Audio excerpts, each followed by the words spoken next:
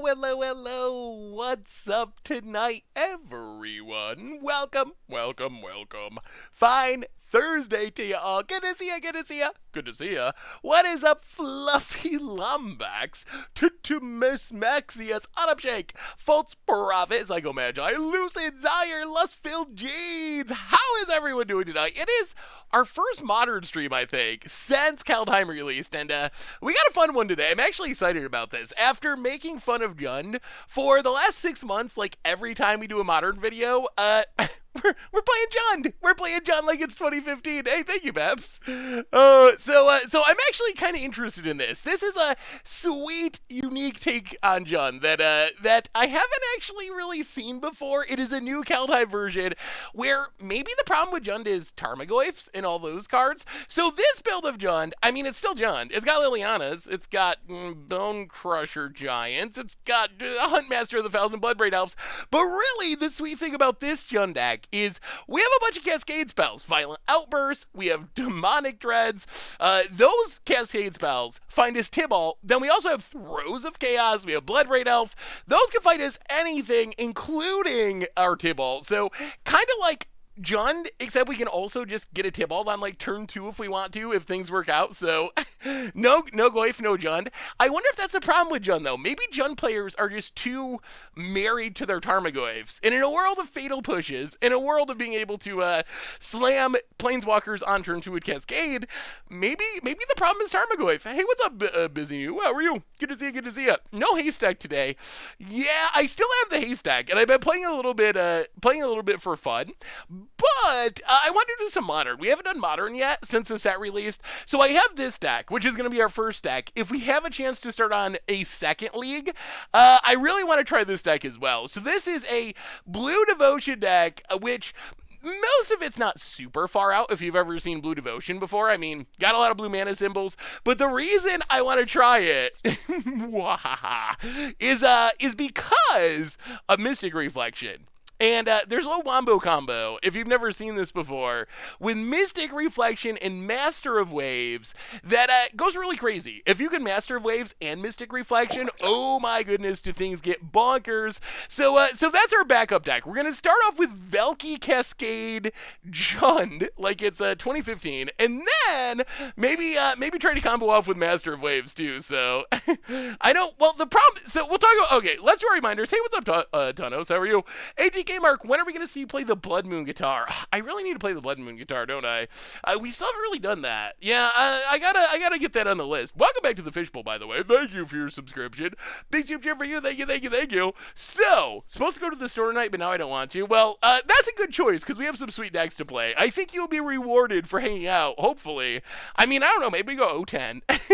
It seems possible, but it's going to be fun. I'm excited for both of these decks. So, let's do our reminders, and then we'll talk about deck number 1, and then we'll start playing deck number 1, and then we talk about Kaldheim, we talk about GameStop stock dropping in price drastically. Oh my goodness. Did anyone actually like lose a ton of money on that? Hopefully not. Oh, that was my fear the whole time with this GameStop thing, is that people are going to buy it for like $400 and now it's like $50, and hopefully no one here got wrecked by GameStop or AMC. So, well, and if you did get wrecked by GameStop or AMC, I guess it's a life lesson. Just don't buy the dip, please. I mean, I know that's good advice in general, but I don't know if you wanna. If you wanna do that right now. Oh, buy the dip to the moon. So, I mean, now it's about doggy coin, right? Doggy coin. So please, I don't even understand. I had this huge debate, and I don't know if you can correct me on this. You know, I'm not the best at pronunciations, but I got into a huge debate with a friend the other day about exactly that, the pronunciation. Is it Dogecoin? Is it like Dodge-y coin because it's sketchy and like a joke? Is it Doggy coin? Does anyone know how you're supposed to actually pronounce it? I think it's actually doggy. I think it is, because I think my theory is it's a meme and it started after a dog meme on the internet. That is my thinking about the history of Doggy Coin. Doge Doji, like dojo. I mean, it's gotta be doggy. It's gotta be doggy. Woof woof to the moon. I really think it's doggy. I'm not even trolling. I think it definitely is. You know, I'm gonna look it up. I'm gonna look it up right now. We're gonna look this up. How to pronounce doggy coin. And there's got to be like a all right, dictionary.com. Let's see what dictionary.com says. How to pronounce it? Dogecoin. Dogecoin. Doggy coin! Yes! It is an acceptable pronunciation. Oh, wait! Doggy coin features an image of a Shiba Inu dog named Kaboshu. It's Doggy Coin! It was a meme from the early 2010s! Ah! It's Doggy Coin! Yes! It really is! Reminders! Replay YouTube. That's you'd find all old streams, including this one in the future. Normal YouTube. We had some against the odds action. World Tree Nexus comboing. There was some sweet, awesome. There was some sweet, awesome crib action. Tibalt's Trickery, dirty Tibalt's Trickery player. Yesterday, tomorrow, we got some modern Much Brew action featuring some new cards from Kaldheim. So keep it out for all that. Otherwise, did you just find out now about Doggy Coin? No, I mean, I know about Doggy Coin, but the pronunciation has always been up for debate. I wasn't sure of the actual pronunciation of Doggy Coin. I actually was arguing that it was Doggy Coin, and I had other people who were like, no, there's no way it's actually Doggy Coin. But it is Doggy Coin. The dictionary confirms it. A reminder that our sponsor tonight is a Doggy Coin. Just kidding.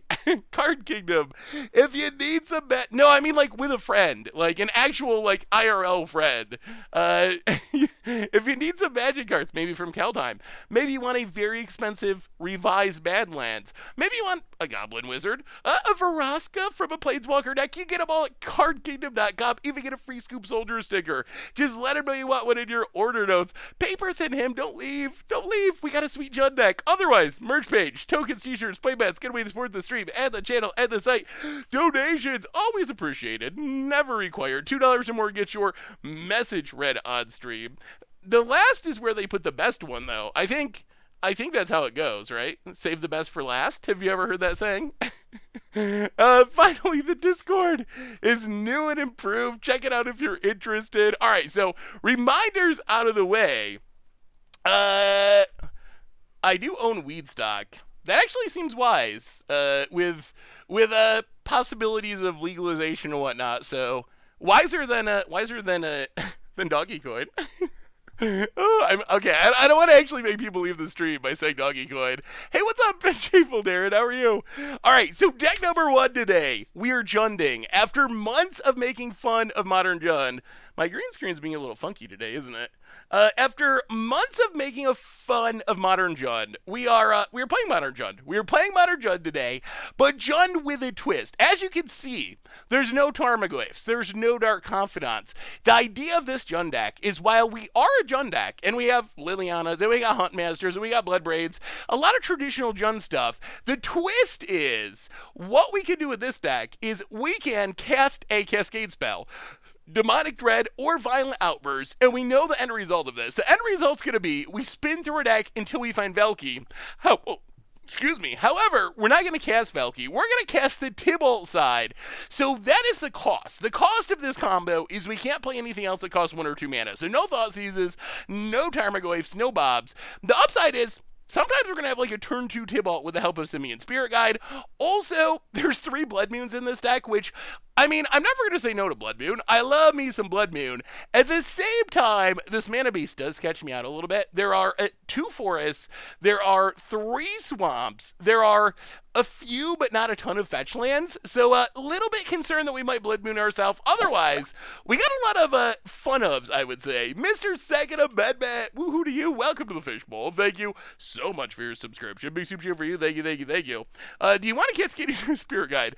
Not really. That the 4-mana Cascade spells are going to be interesting because with the 3-mana ones, you know what you're getting. You're getting a Tibalt. With the 4-mana ones, that's like real Cascade. You really don't know. You could Cascade into Simian Spirit Guide and it's bad. You could Cascade into a Dismember with no creatures on the battlefield. You could also Cascade into Cascade and then hit the Tibalt. So we'll see. It's gonna be an adventure, I would say.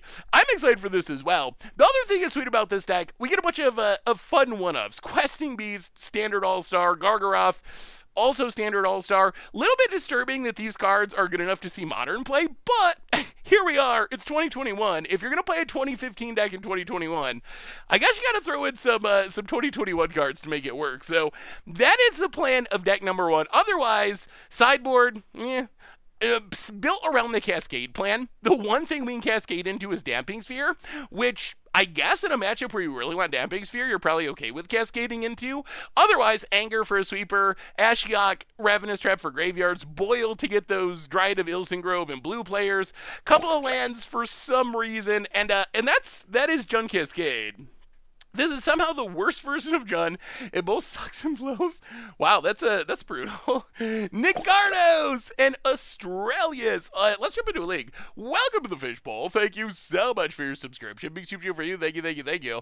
Also, new Commander Clash comes out tomorrow. First episode of season 2, or season 10. It should be interesting. The ban list is very different. I'm still adjusting to it. It's been so long since cards like Cyclonic Rift or like Soul Ring have been legal for Commander Clash that I tend to just forget to put them in my deck because I'm so used to them not being legal until we're like about to start playing and someone mentions it. I'm like, oh yeah, that's right. I can play those cards now. I'm still a little nervous about the fast mana, honestly. We'll see. I'm still not 100% sure if fast mana is gonna make the games better or worse, but I think it's gonna be an interesting experiment to try. I guess worst case, like even if it ends up not being great, at least we can try it. It is a Hunter Thompson, sure. Oh my god, the new ban list is long. Why is my green screen being so wonky today? It's driving me absolutely crazy. Ooh. All right, one more green screen fix attempt. Here, let's put this over here. You can see me attempt to fix the green screen.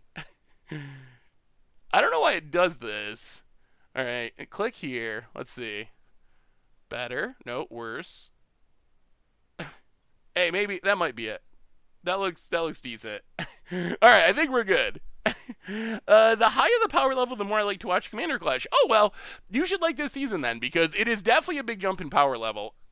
Compared to past seasons, with the ban list is larger, but the reasons for the bannings are not mostly power level. Stream mode achieved. All right, we will play first, I think. Ooh. Well, we're gonna keep this. We do need another source of mana to cast Violent Outburst, but could be a quick. It could be a quick hand for getting a Tibalt, and then we'll see if that's good.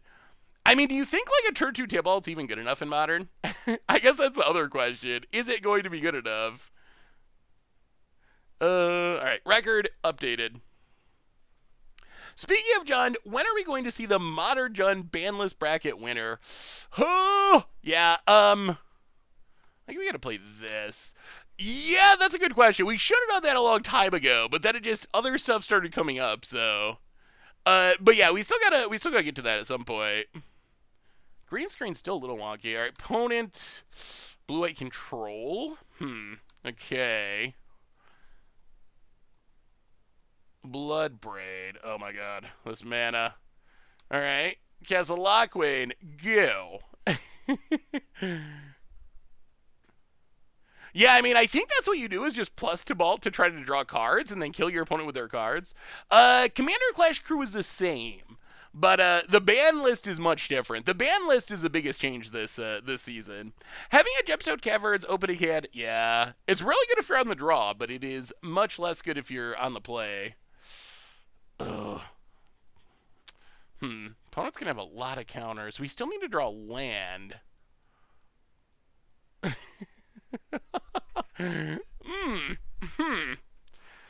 I don't think we want to play that, do we? All right, so far, so not good for Jund. Yeah, I don't think we'd even play. Man, this mana's so clunky. Hey, what's up, all the carps? How are you? When I get closer to the camera, it's better. Maybe that's the. I don't know. It was better. I think the problem is I have to keep. I have to keep changing stuff for like Commander Clash, and then it messes. I'm gonna have to do something different with the setup because we're doing. Oh, that's the other thing for Commander Clash this season. There's actually face cams, which we haven't had before, but that requires changing settings constantly, which then leads to green screens not being as good as I want them to be. Oh. Opponent, Field of Ruin. Kind of be okay with getting Field of Ruin. No, the ban list is not Hush Hush. We actually talked about it last. Oh my goodness. Oh, this is the worst. Oh my god. Maybe this Gemstone Caverns is a bad idea. Maybe whoever put Gemstone Caverns in here did not think it through all the way. Yeah, the problem is it doesn't actually work that way, Tautos. The webcam, it's like, it's very annoying. The webcam,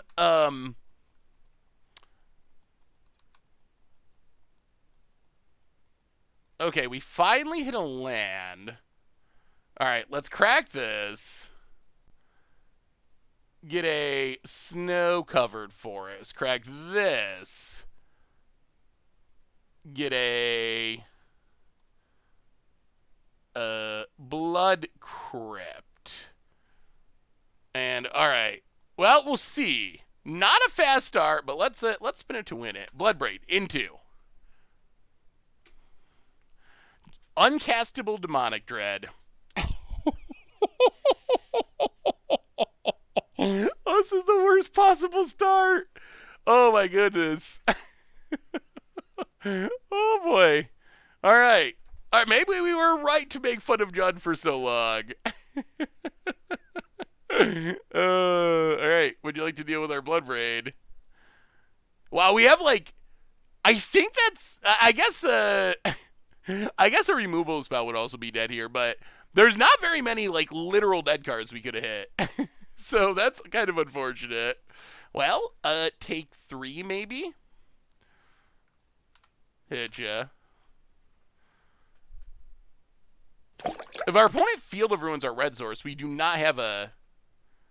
Oh my god. Oh boy. Oh boy. Okay. Yeah.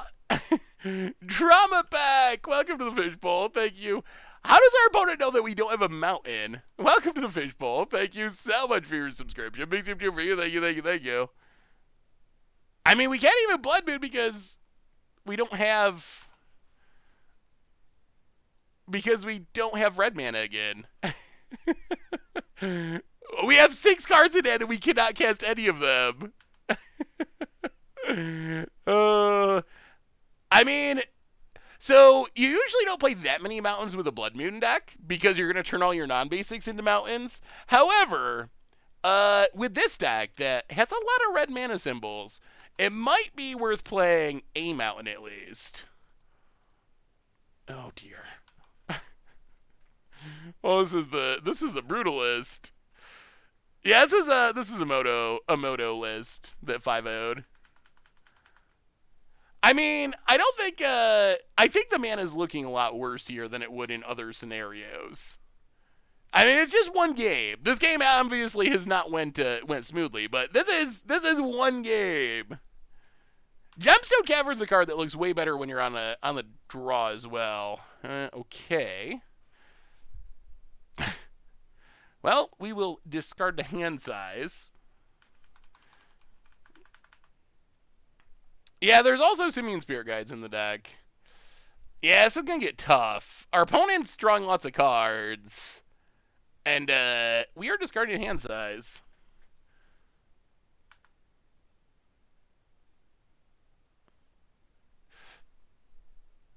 Yeah, I think this game is just showing like the worst case scenarios for the deck essentially. Living End with Rhino Fortell. Hmm. Wait. Oh, like Living End as foretold with rhinos? Yeah, that could be cool. I guess we discard this.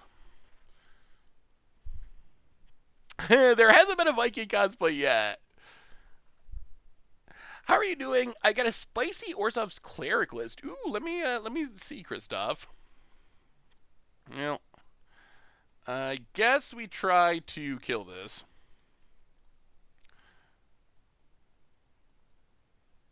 I would really like to draw red source. That would be spectacular. Opponent going to path their Snapcaster. Yeah, clerics looks fun. Clerics is definitely a deck that I would want to try at some point. I haven't got to try yet. How has standard been for everyone lately? I feel like it's settling back into Eldraine more and more, which makes me which makes me a bit sad. Wow, this literally has been as bad as this deck can run. You know what? I don't even think we cast it. I think we pass. You have not Monin. Instead, you've missed us doing quite literally nothing. Is it dragons? Yeah, the new dragon is very good. That is for sure. Opponent passing. Come on, red mana. Please. Please, magic. Discards a bit. Oh my god, it's a red source. Okay. Boom, red source. Alright, now we can try to do things like cast this Bloodbraid Elf into Seasoned Pyromancer. I mean, I'm sure our opponent has infinite removal encounters, so I'm still not sure this is actually like going to be very good, but got in the game store today and had about $5,000 worth of Kaldheim sealed product. Ooh, that sounds sweet. Did you get to like open boxes? Opening $5,000 of boxes sounds like a pretty sweet job. Opponent. I mean, we did say heading into it that the mana base was a little bit confusing.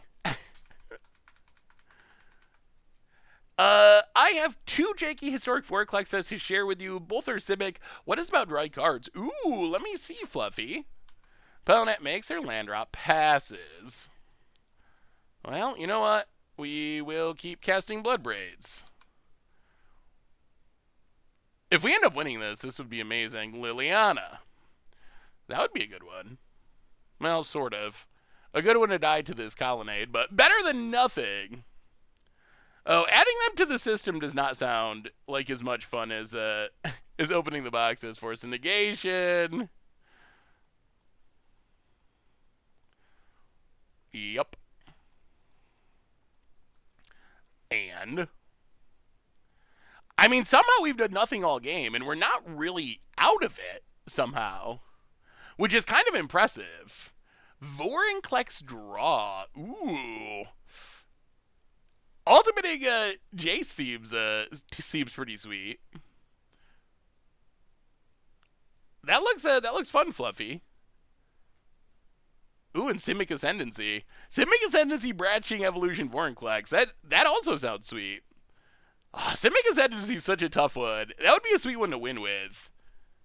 Have you done a new treasure deck based on the new cards from Kaldheim? I don't think we've actually played a full-on treasure deck. We've played the Treasure Dragon, and we've played Magda, but we haven't built just, like, Treasure Tribal. We're pretty lacking in treasure cards in Standard. It could be a sweet historic deck, though. Opponent, all right. Cast many things, ends with a Spell Queller. Well, we will pass the turd. Darkanova! Welcome to the Fishbowl. Thank you so much for your subscription. Big soup here for you. Thank you, thank you, thank you. Yeah, I think that Historic's probably the place to go for the treasure deck. Until we get more treasure stuff, there's just not that many treasure cards in Standard. Simic Braid for the first time. Welcome to the Fishbowl. Thank you so much for your subscription. Big soup here for you. Thank you, thank you, thank you. Yeah, we might have to play Blood Moon 4 mana fixing. Oh my goodness. Man, this would be so much easier if we had multiple Red sources. Violet outburst. Cast it. Cast a Tibalt. Opponent has a counter. Yeah. Well, we will pass the turn.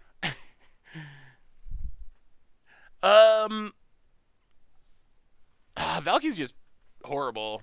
Well, like, Valkie against Blue Control is just not, it doesn't do anything. It gets blocked by this token. They're unlikely to have relevant creatures in hand. So I think we gotta hold on to it to try to cast it as Tibalt, because just a 2-1 that duresses a creature doesn't really do anything against Blue-White Control. I mean, if there wasn't a chance that we were going to cast it is Tibalt because we have the mana, then I would be on board. If we were just like, if we had 2 mana or something, and we're just like, we're never going to cast it as Tibalt, but I don't think we can just run it out as a 2-1. It's just, the 2-1 is not good here. Oh, let me see, Garm. Yeah, that was the biggest problem, is we just got, like, uber mana screwed for about 10 turns. To the point where we were, like, discarding to hand size for most of the game. And that is not a way...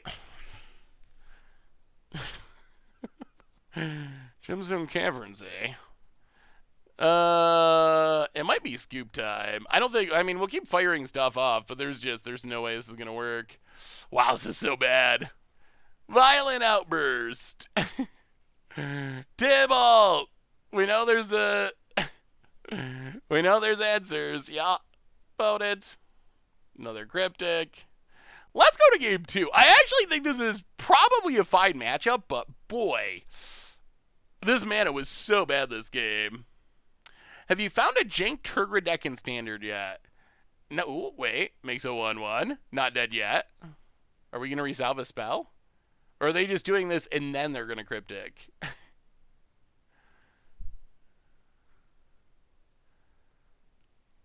Uh-huh. About it.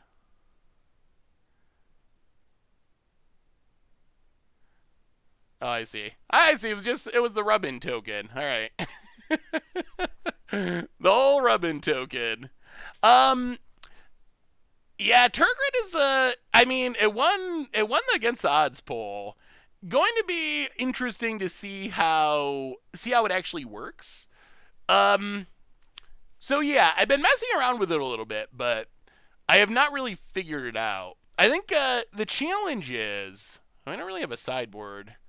We're definitely taking out a Gemstone Cavern, which was the bane of our existence that game. It was so bad.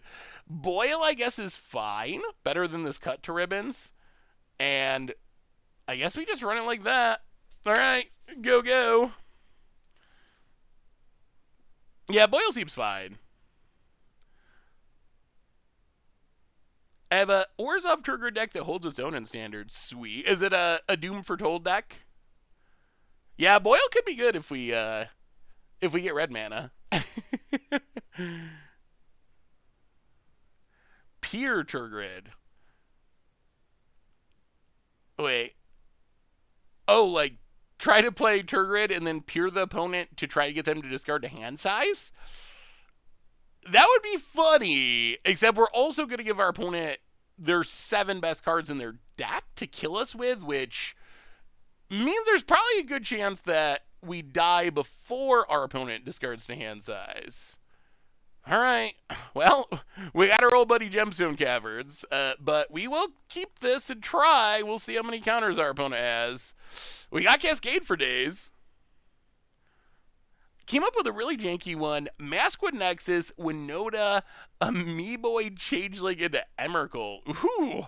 Yeah, there's so many janky things that Maskwood Nexus enables if you can get on the battlefield. That would be pretty hilarious. Well, Blackleaf Cliffs, go. About it. There are no wheels in Standard. Let's see. Welcome to the Fishbowl. Thank you so much for your subscription. Yay, Jund indeed. Although Game 1 was not super yay-y. Big super cheer for you. Well, let's see Let's see how many counters they have. We'll play this very much modern playable pathway. Pass the turn. Did you see how the other VOD got all chopped? I have no idea what you're talking about, Eccles. What VOD got chopped? Any thoughts on Orver, the all-formed burning tree emissary? I considered it. The question is, like, how do you... Pathways in any format, I'm like, meh on. I'm not a pathway believer. I'm not a believer in the pathways. I think they're like a D tier dual land cycle. I really do. I know other people like them and think they're great, but I tend to think that they're pretty bad. And probably worse than oh, come on now. Come on now. Well, that shuts down our Cascade.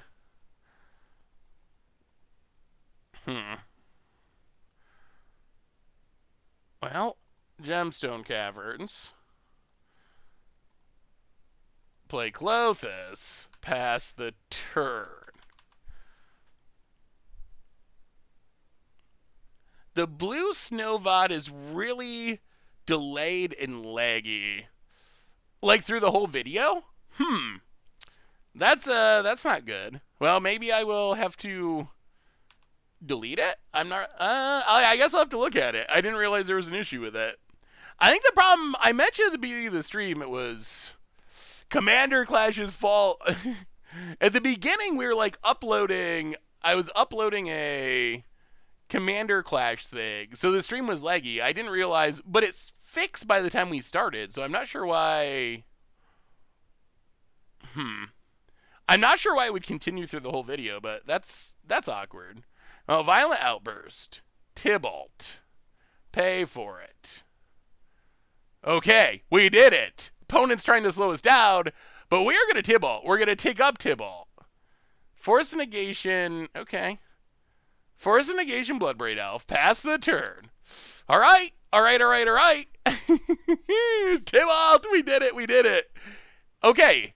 That's pretty powerful. That's not bad, even a turn too slow. Max Rebo, welcome to the Fishbowl. Thank you so much for your subscription. Big super cheer for you. Thank you. Opponent plays a lad. But how do you beat a Tibalt? How do you beat a Tibalt? Can you even beat a Tibalt? Is this just game? I guess we're kind of like playing Juntron in some ways. Would having land types on pathways makes them too good in older formats? I think the issue would be the way MDFCs work. I don't think you'd be able to fetch out a pathway. Like, okay, so Crate Crown pathway is the front side.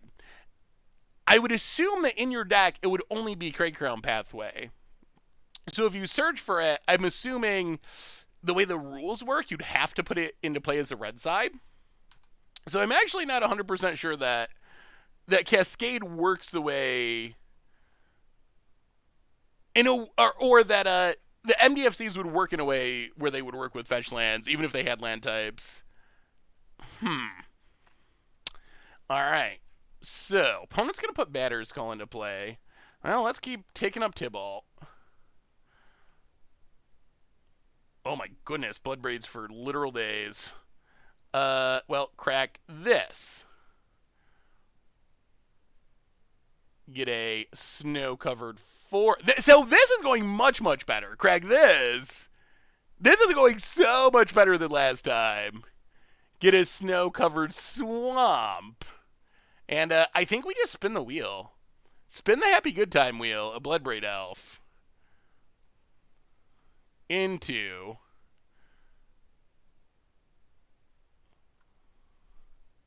All right. Well, Simeon's Spear Guide, it's the monkey. The monkey's a blocker. It's a blocker.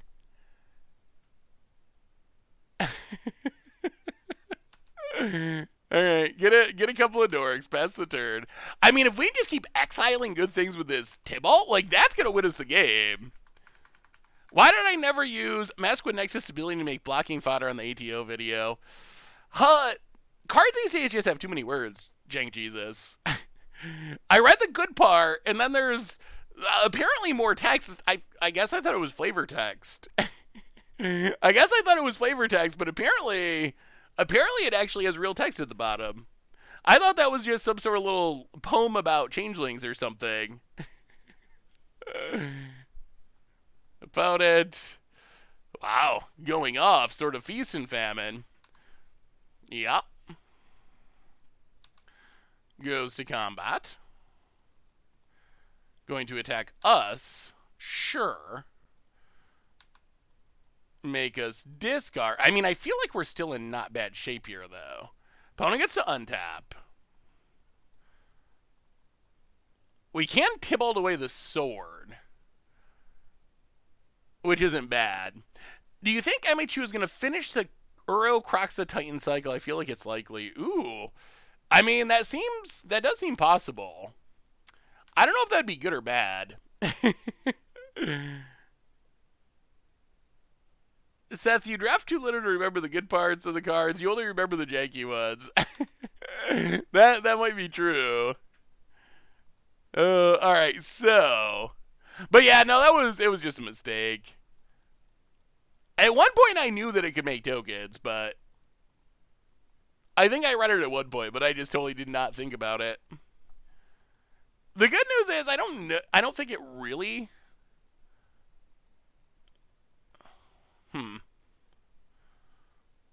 Okay.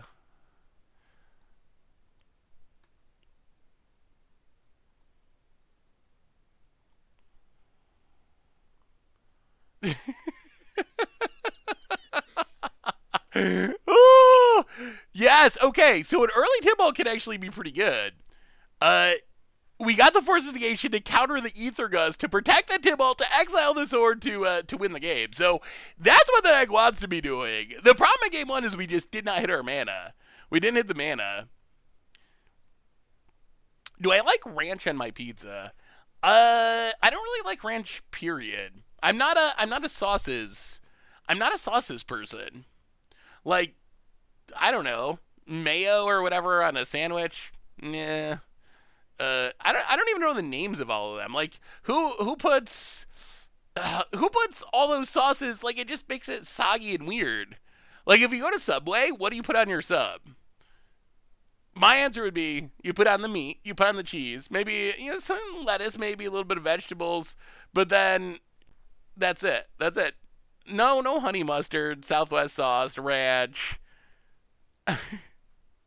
You don't want a soggy sandwich. It's kind of like, honestly, it's kind of like cereal. It's the same line of thinking.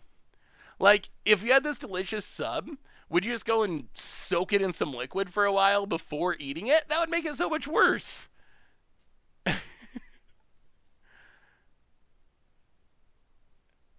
Mustard saved my life. I do like ketchup, not on sandwiches, but I do like ketchup on some things.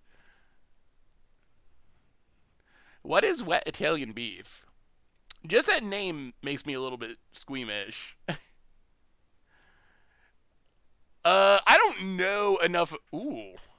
Wow, this hand could. I mean, counters are a thing, but we have a Simian Spirit Guide. This hand could. We have a single pathway in our deck, and we always find it. Yeah, could be a turn 2 Tibalt hand, depending on what our opponent does. I don't know enough about Pokemon to consider investing in it. I just don't. I don't know anything about it.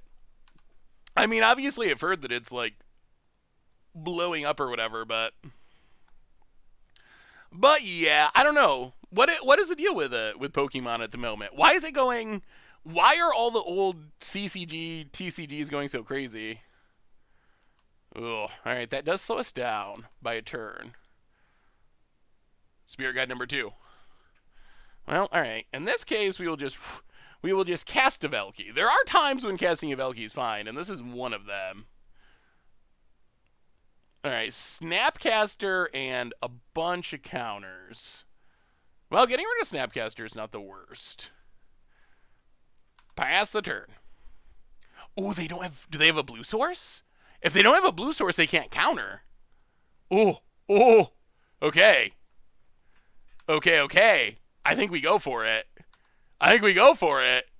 Valkie, Tibalt, Tribal? Well, Pathway.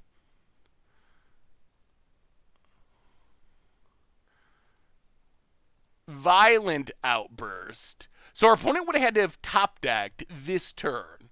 All right, Violent Outburst. Triggers.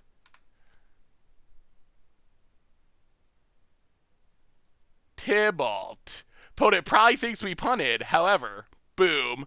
The monkey to the rescue. Did they top deck? Come on.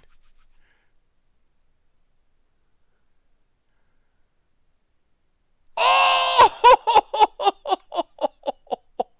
Oh, wow. Oh, they did. They had one draw step. Exactly one draw step, and they drew it. Opponent ops. Oh. That's brutal.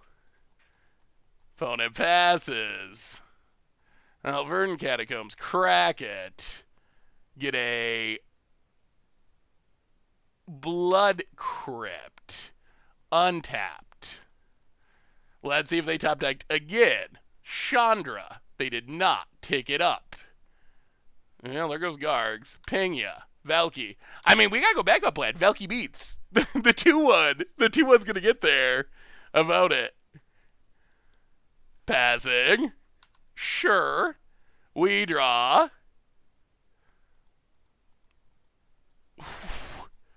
Do we spin it to win it? I think we gotta spin it to win it. How can we not spin it to win it? It could be a Tibalt. Bloodbraid Elf. Into.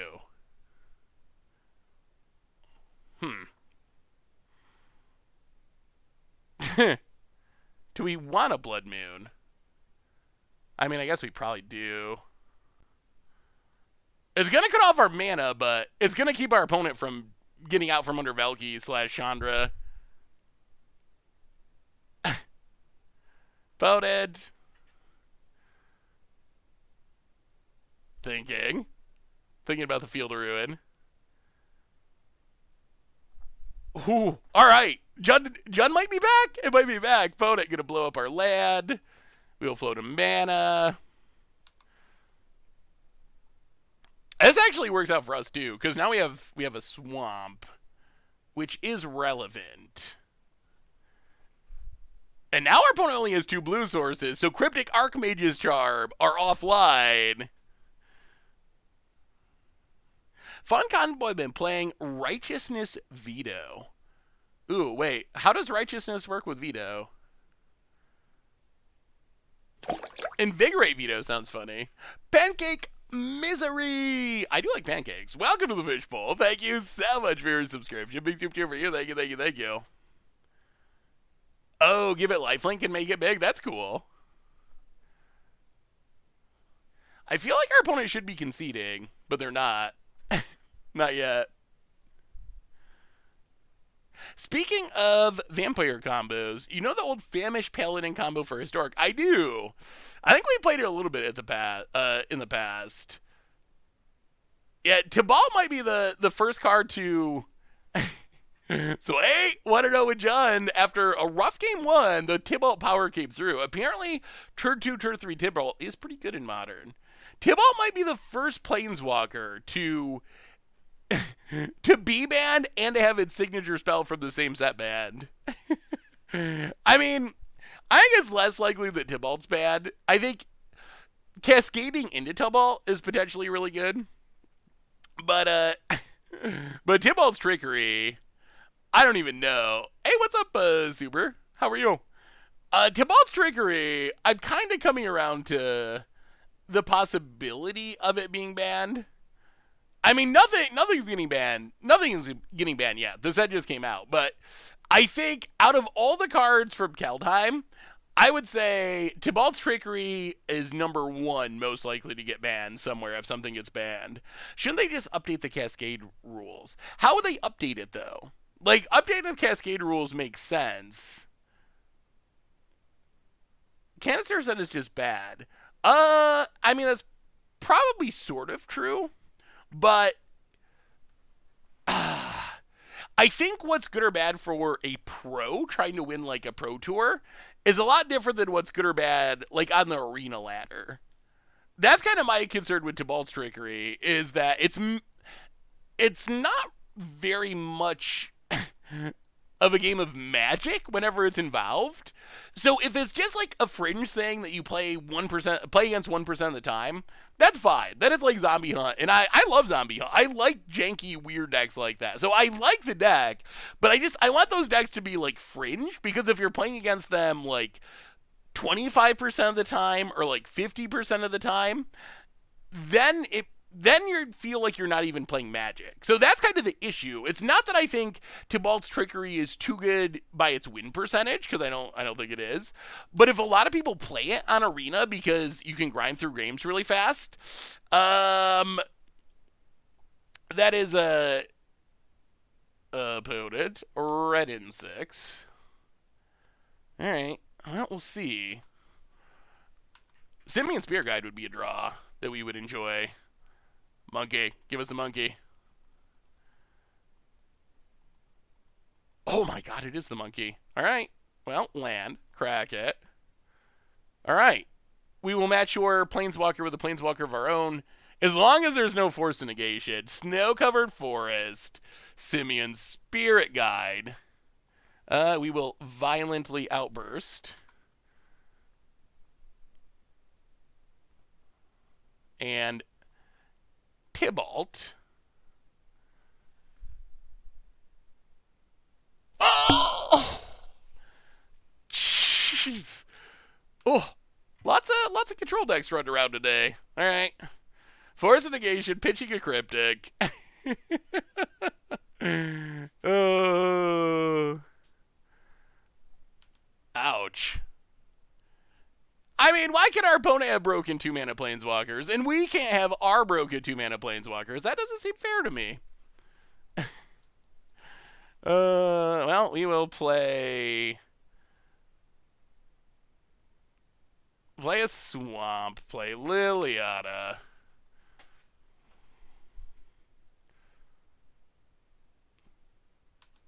Wow. All right, so there's a lot of heavy counter decks tonight. You should Cascade on your opponent's turn against all these decks. I think it's tough if you're trying to put a Planeswalker into play, though. Because then you're giving up a turn of using your Planeswalker, and you're allowing your opponent to potentially untap and use other counters that they wouldn't normally have access to. So I don't know if it's as straightforward as that. I think if you're playing like a deck that's trying to Cascade into Tibalt's trickery, that's probably true because Emrakul should win you the game either way.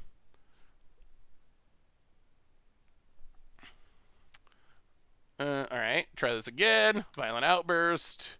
Try this again. How many counters could they possibly have? We're gonna find out. Tibalt. Come on. Please? Oh. No. Do they really pitch a cryptic and have another one? Just all the cryptics in the West? Alright, Mystic Sanctuary. Getting back Force of Negation.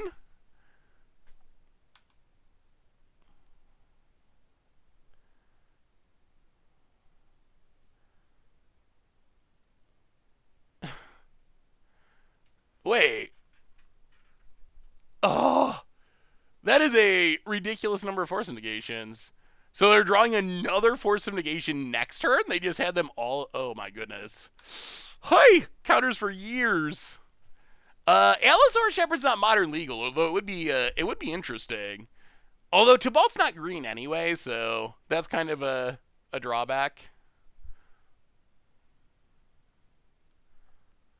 Oh, jeez. Okay. Wow, opponent. So if they... I assume if they ultimate this Ren in 6, it's game, right? They just counter everything forever. Opponent gets back a land. Beseiju doesn't stop. The problem is that yeah, I think if they ultimate this, we probably concede. The problem is that we're casting the Tibalt, and that's what's getting countered. Well, you can't play things that cost 2 or less mana, or you will not cascade into Tibalt, is the other issue. So if we play Veil of Summer, then rather than getting Tibalt when we cascade, we're going to cascade into Veil of Summer, and that's probably not optimal. Well, pass the turn. We know there's another Force of Negation in hand. Yeah, I mean, it might just be that our opponent had a really good hand and also got to play first.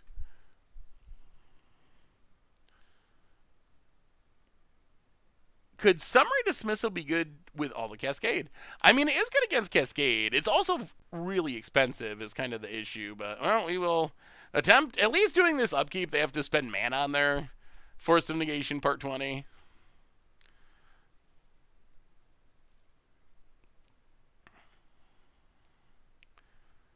Yeah. Mystic Sanctuary. You should try a Cascade Tibalt Trickery deck with Emrakul. Yeah, one of those is gonna be coming up soon. So yeah, well, we'll see. We'll see how this spin it to win it plan goes. All right, so opponent has an emblem. So this means that they can counter everything from now until forever. Oh, Gemstone Caverns. Simian Spirit Guide. Man.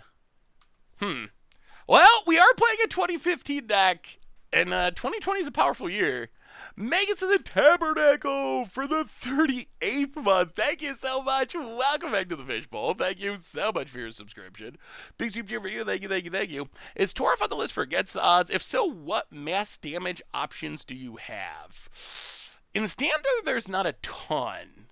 In Standard, you have like Storm's Wrath and some like Pyroclasm effects, but you don't really have a Star of Extinction. Some of the cards from Keldheim seem like one I'm working with now is like Turgrid. Turgrid's going to be interesting because I feel like the easiest way to like go off with it is stuff like Death Cloud, but Death Cloud is not actually available, obviously, in Standard. So what do you do in Standard? Like, yeah. So that's something I've run into with a lot of the cards, where there's some sweet synergies, but the sweetest synergies are often for non-standard formats. Yeah, I mean, you have, like, Rankle, you have Liliana to make opponents discard, but there's not a, like, make you discard your entire hand, or, like, make you sacrifice all your lands. So you can still do things with it, but you don't have this, like, wow, this one thing just, like, wins the game by itself, really.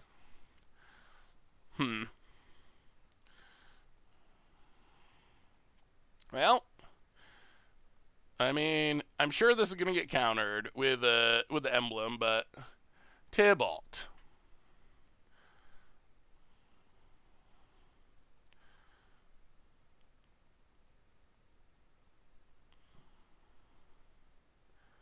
Opponent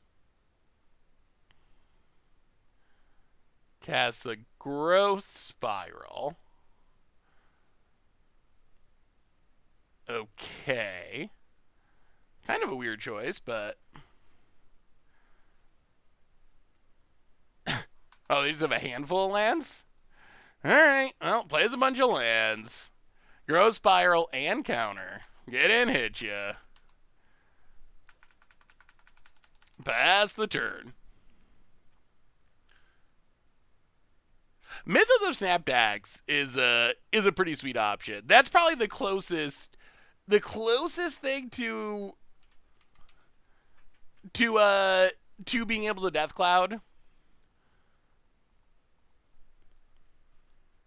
So that might be the way to go. Opponent finds a Teferi. I mean, our opponent is down to 8.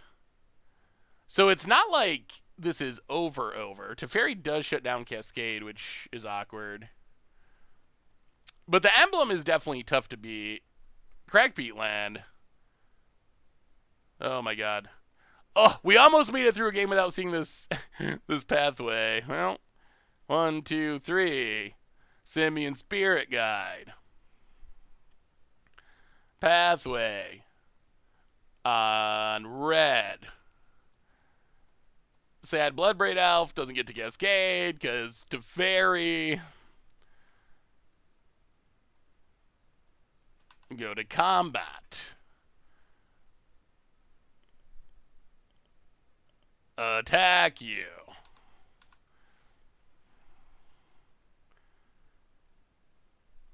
Opponent. Another Path Exile. Yeah.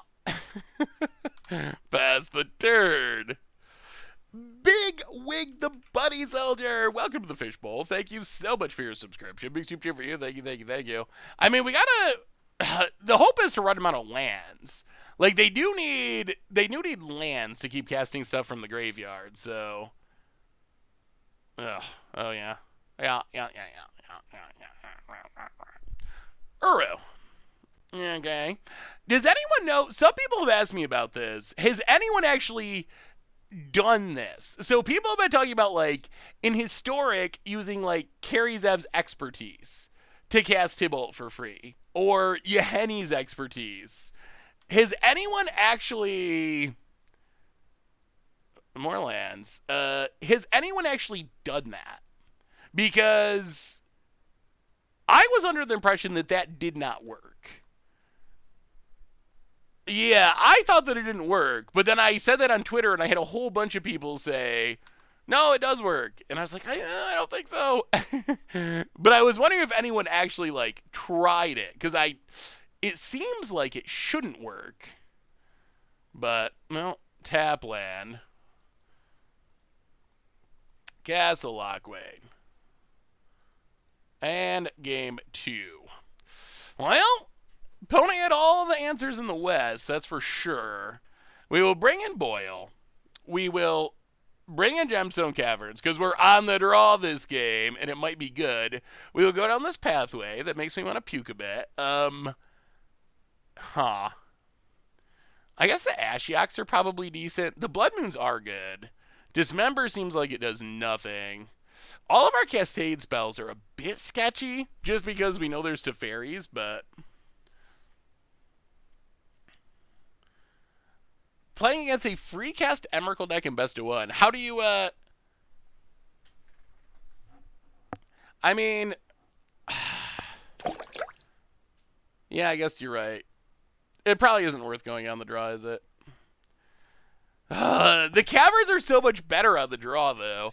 I wonder if it could be right just to go on the draw. That's probably a crazy plan, though.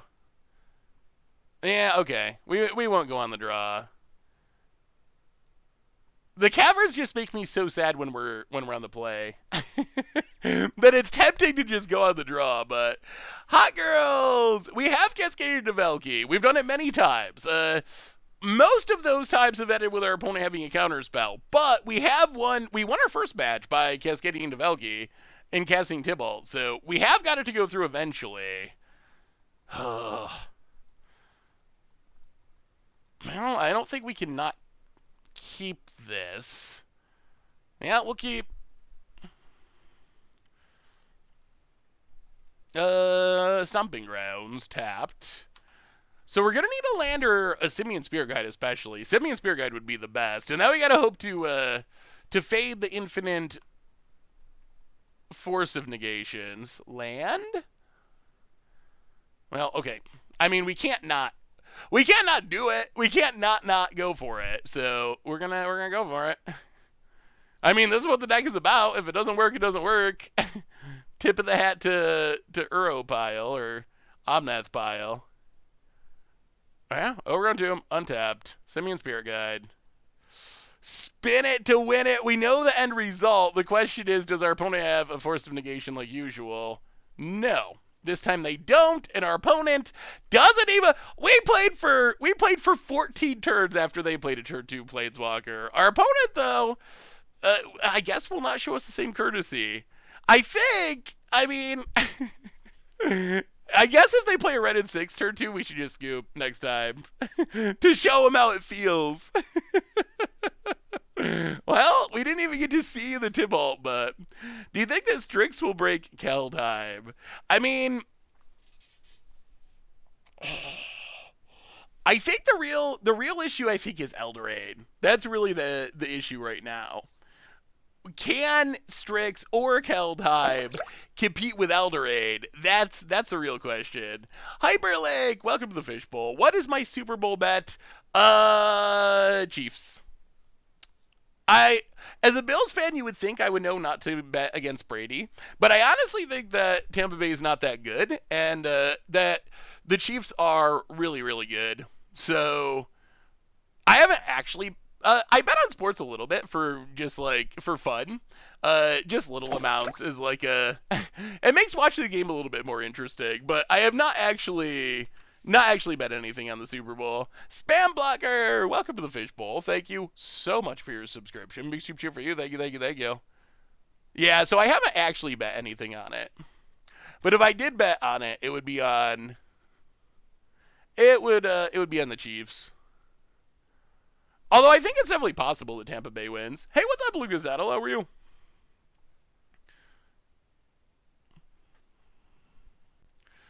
Yeah, I mean, I'm from upstate New York, too, so I've been a Bills fan for a long time. Although, really, I mean, I was sad that they lost, but at the same time, this year was so much better than I expected that it's actually hard for me to be too upset about it, really. Like, in reality, I thought they were going to do way worse, so.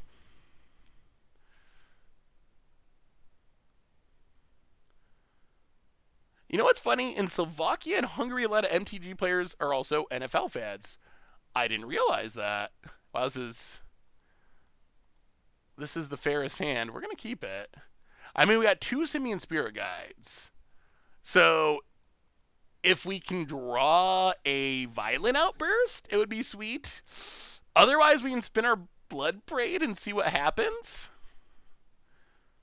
Yeah, we don't have the Outburst, but we do have a bunch of monkeys. Yes, if you Cascade into Valkie, you can cast Tibalt. That's kind of the entire goal of our deck, really. Do you think that Keldheim has generated blue-white control deck at least? I feel like the biggest thing that Keldheim has generated as far as new decks. Ooh. Well, boy.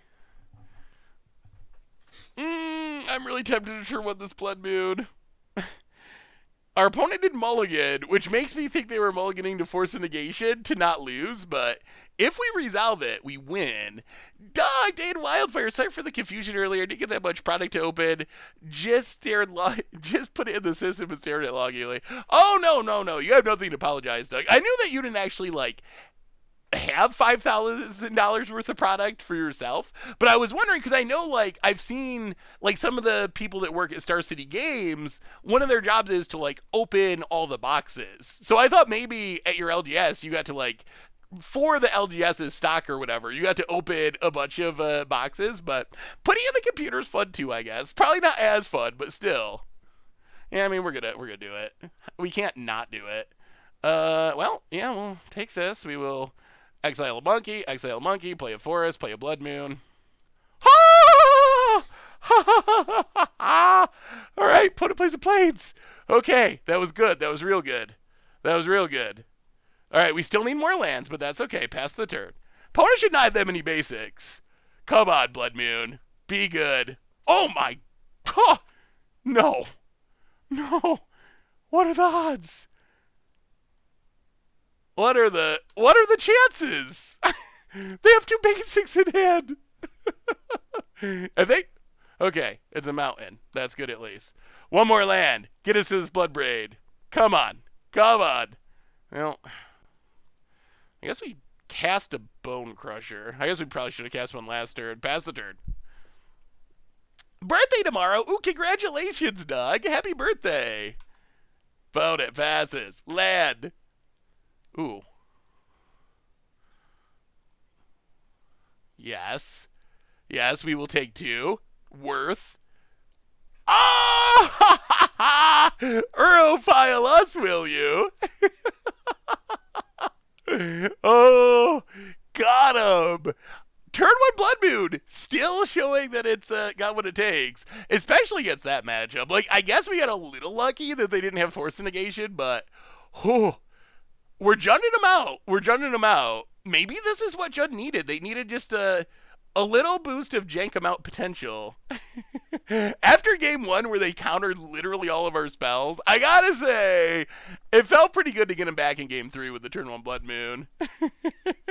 What does Tibalt even do? It's a good question. Tibalt mostly, so it can tick down to exile an artifact or creature. It can tick up to exile the top card of each player's library, and ultimates to exile all the graveyards, and you can cast any of the things that you exile. So mostly we just play it and tick it up to draw cards, honestly. That's the most common plan. Sand feels slow. On the draw, turn 4, probably not worth it. Ruckus! Welcome to the Fishbowl. Thank you so much for your subscription. Big super for you. Thank you, thank you, thank you. Yeah, we're gonna mulligan. Oh, our opponent says hi, chat. So I think they, I think they know that they're on stream. I will tell them chat says hi.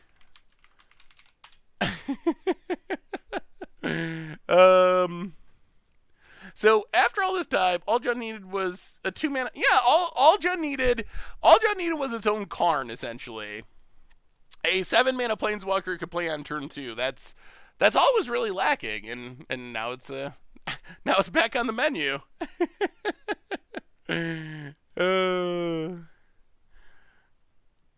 Seth, honestly, when do you think it's a safe bet to start buying paper Magic cards again next year? To be able to be ready to play events. I mean, with a vaccine being pumped out, millions of events should resume, right? I hate to repeat this question, but if you have more time, get your personal opinion. Oh, well, Mr. Second Amendment, sorry I didn't see it earlier. That's the first I've seen it.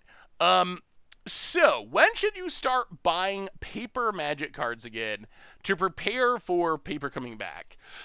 So, I think this depends. I assume this means that you are, you're going to be playing, like, Modern or Standard or some sort of, like, tournament-style Magic. Because I think it's still worth buying. Ooh, was it fun, Benny? I think it's still worth buying, Whoa. I was not expecting to see, an Ice Tunnel today. I think it's still worth buying your Commander cards, obviously. As far as events coming back, my thinking is this. My thinking is events will return. I don't know how much Wizards will do paper events. I'm actually really worried. What do you think, Chad? Do you think Wizards is gonna do big paper events again? Like, let's say it's 2022. And we're vaccinated and herd immunity and all that stuff. It's safe to do things again. Are you expecting Wizards to roll out a full slate of like GPs or Magic Fests like they used to do? I'm actually not 100% sure. Or will it be like a few Command Fests and then like maybe SCG gets there? Well, there will be herd immunity eventually based on the vaccination, right? Like, once you have 75 or something, 80% of the population vaccinated, then that will generate herd immunity. But yeah, so I'm actually not 100% sure. I think there will be events of some kind. Whether those events are Wizard run, like, standard or modern events, that I'm not 100% sure about. It could be that... Ooh.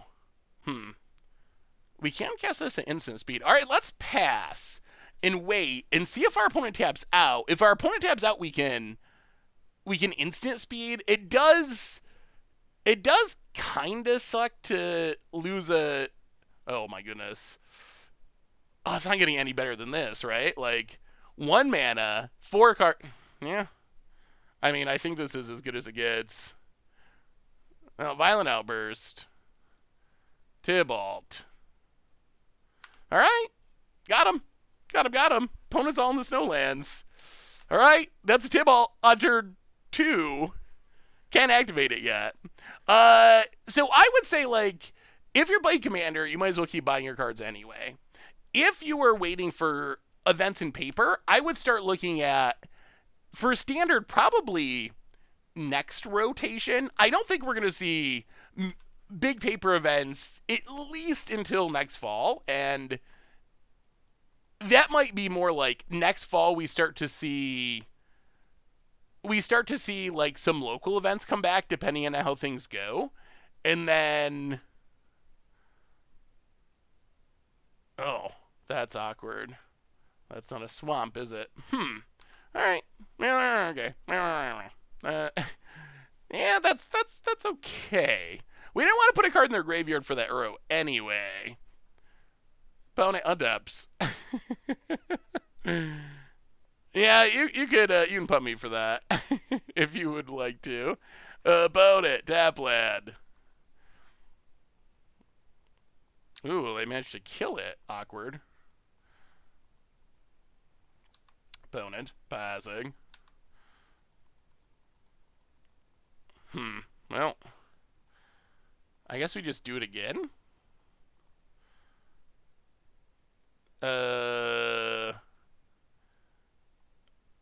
Violent Outburst. Cascade. Into Tibalt.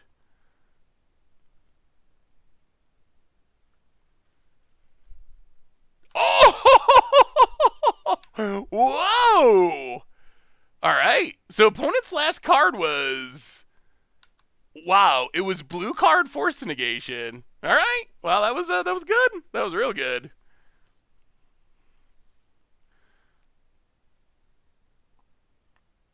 Yeah, so I'm kind of in a wait and see mode. And I honestly think that, like, a lot of competitive Standard play is going to remain on Arena. I'm actually really not expecting, like, Standard Pro Tours to come back. Opponent. It is Snowco.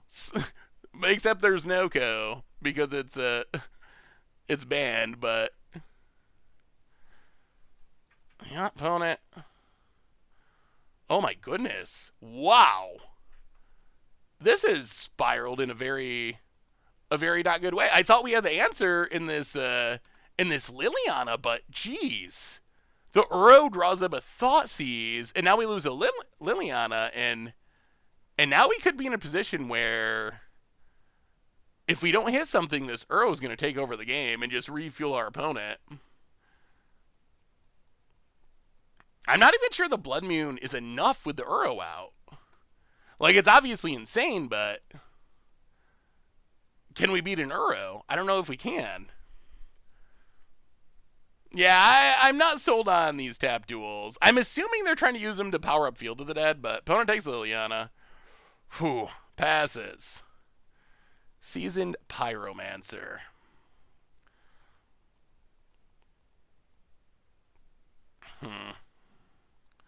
Well, I guess we spin it to win it.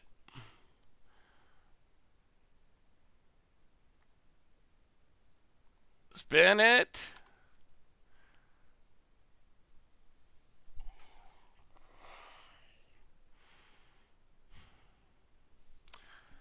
Well, we spun it. We did not win it.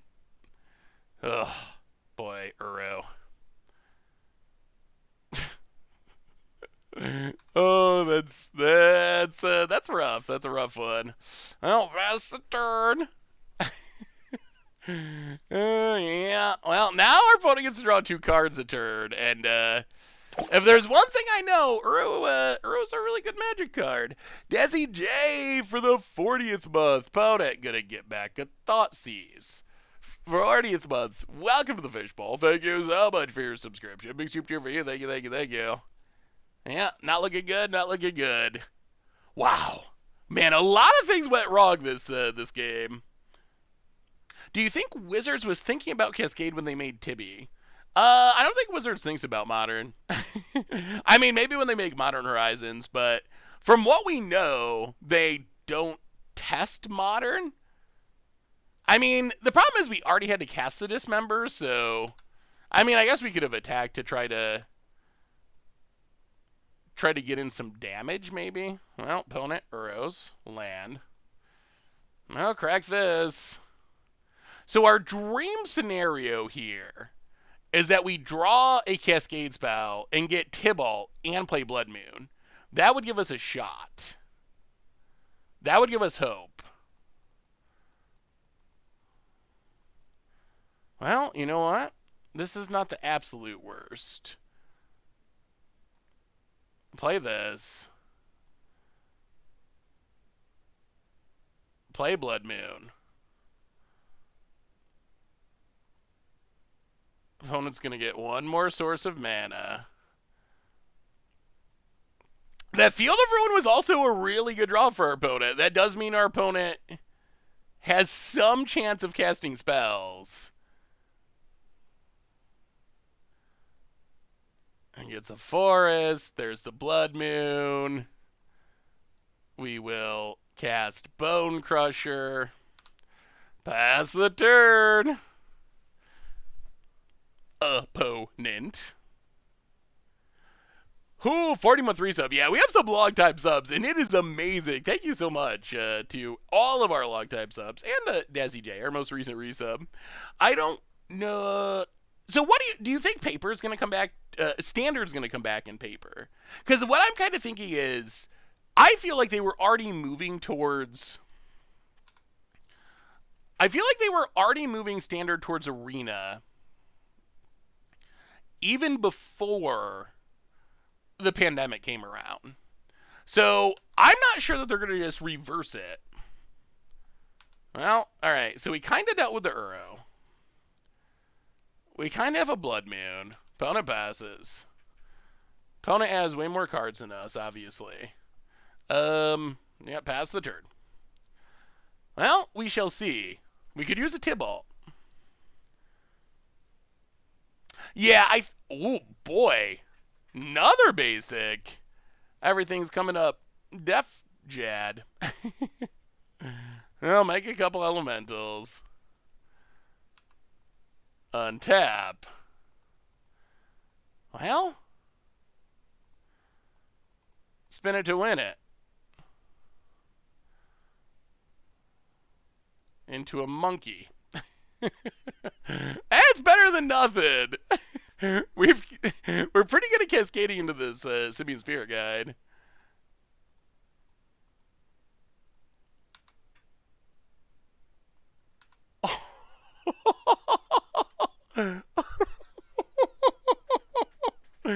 Wow! They had drawn 2 Force Negations in a row. All right. Action. Action. Well, that's kind of action. Stomp you. I mean, we're going for it. We're going for it. Wrote out the Bone Crusher. Opponents, man, there's a lot of Force Negations. Probably because of Tibalt's trickery. Opponent draws a Fatal Push. It's probably because of Tibalt's trickery, because there just aren't many ways to stop the Tibalt's trickery deck, and that's one of them. I mean, because it's fun. I mean, we do have a lot of good 3-mana stuff we can hit, too. We do have some bad 3-mana stuff, but we also have good 3-mana stuff. So, I think it's just kind of, like, odds are that we hit something good, but it's not guaranteed by any stretch.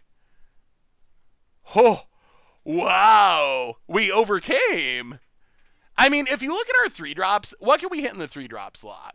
We have Liliana's good, Blood Moon's good, Bone Crusher's fine, Spirit Guide exists, Pyromancer's good, Cascade spells are good because then they hit Valkie, and Clothis is pretty good. So, yeah, they're not all whammies. Plus, we could hit a Valkie and get a Tibalt. So, I feel like the fact that we fit, like, out of our 4-mana Cascades, we fit, like, a Demonic Dread, 2 Simian Spirit Guides, and a Dismember, if I'm remembering right.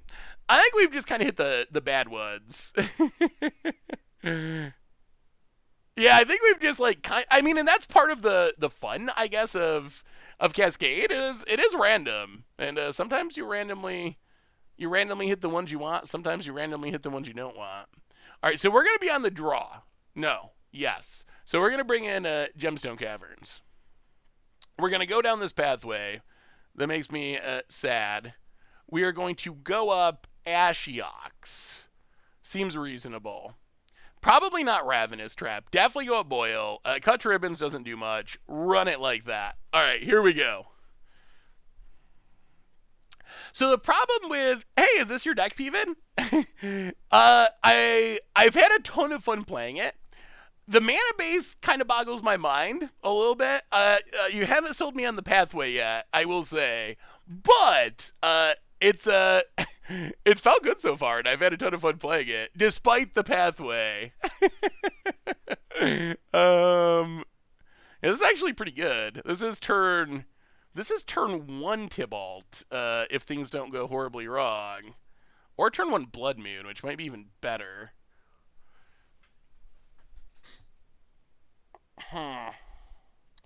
So if we exile a land, yeah, I guess we exile a land. Gemstone Caverns. Exile. Stomping Grounds?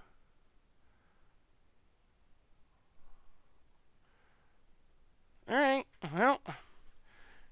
Alright. Play a tap Snowland opponent. Thoughtseize is also not the end of the world. Although, if they take Simian Spirit Guide, I wonder if they have to take Simian Spirit Guide. They might have to, but then they have these 3-drops that are going to get them eventually. Opponent. Getting a little worse. Yeah, they could have Force Negation.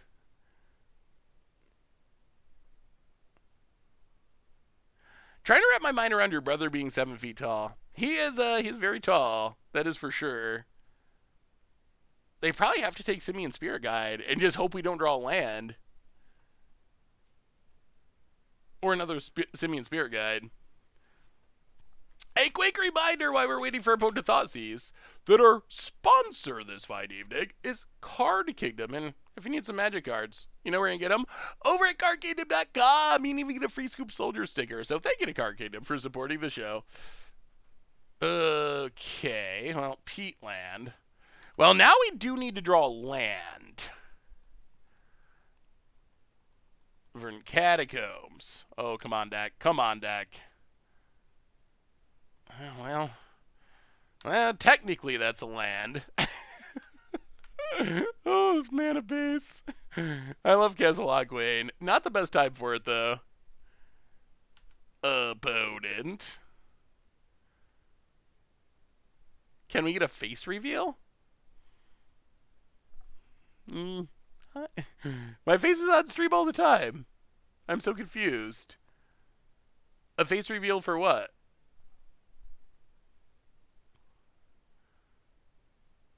Yeah, I know. I always do that. I always say, "Can we get a land?" But then we never, we never specify untapped. And the Magic Gods, they really need you to tell them untapped, or else you get the Castle Aquaid. Oh yeah, I tweeted a video of it the other day.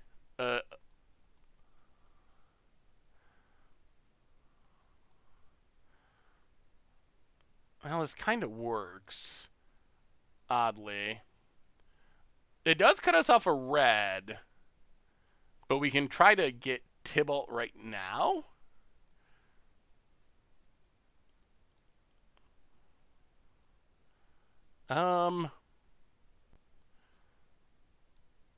Yeah, take the forest. Well, yeah, I mean, Violent Outburst. Tibalt. Oh my goodness! Oh, that might have been a slight mistake by our opponent. Well, take up Tibalt. Bloodstained Mire. Crack Bloodstained Mire. Get a Blood Crypt. Blood Moon. Oh! Blood Moon also kind of combos with Tibalt, because Tibalt lets us cast things with mana of any color. I don't know if we want to cast Uro yet, because then it gives our opponent... Then, oh, now there's one in the graveyard. Oh, okay. Opponent. Mountain. But we got a Tibalt, and that's all that matters. Ooh, and a Throws. Well, Tig up. Oh my god, that's cryptic. Okay. Well, I guess we can sit on this cryptic command. Now this one's definitely over. Who needs black mana when you got a Tibalt? Not us. Oh my god, we're going to ultimate this too, and it's going to be absurd. Sure. Opponent passes. Yeah, I think I would like to draw all those cards. We'll take your Uro. We'll play a Uro.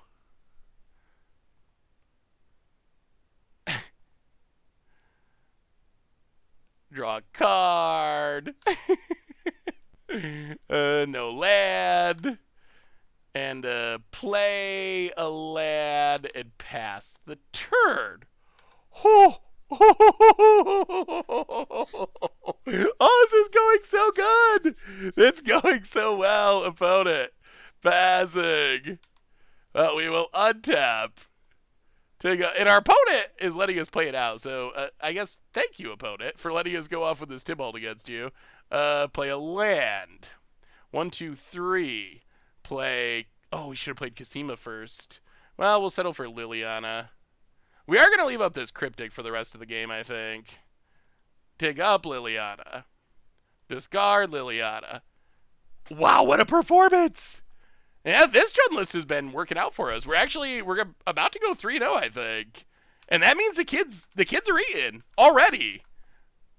Oh. Oh no. Well, it can't kill our Tibalt, so what do we care? Sure.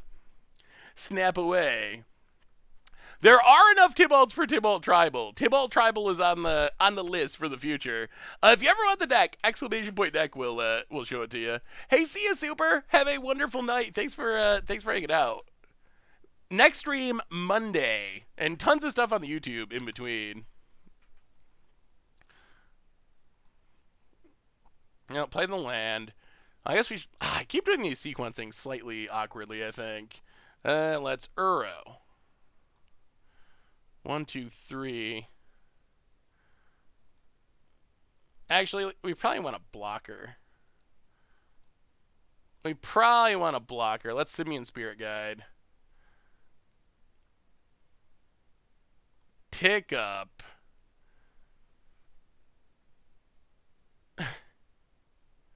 Discard Throes of Chaos. Wow, Tibalt's insane! There's 3 real ones, right? And then a Planeswalker deck one, I think. There's the old one that's super bad. Then there's the Uncommon War of the Spark one. Ooh. I mean, our opponent is fighting the good fight, considering we have 20 cards in hand at the moment, or something like that. Ooh, Historic Turbo Fog? That sounds sweet. That sounds really sweet. Opponent. More Coatls. I mean, our opponent is a trooper. They have not given up on this. I would have given up turns ago. I was figuring they were going to scoop in frustration and disgust, but maybe not. All right. I mean, eventually, I want to leave up the Cryptic in case. So I feel like leaving up the Cryptic makes sense, and we're just, like, slowly developing our board. All right, opponent passes. Well, take up Tibalt first this time.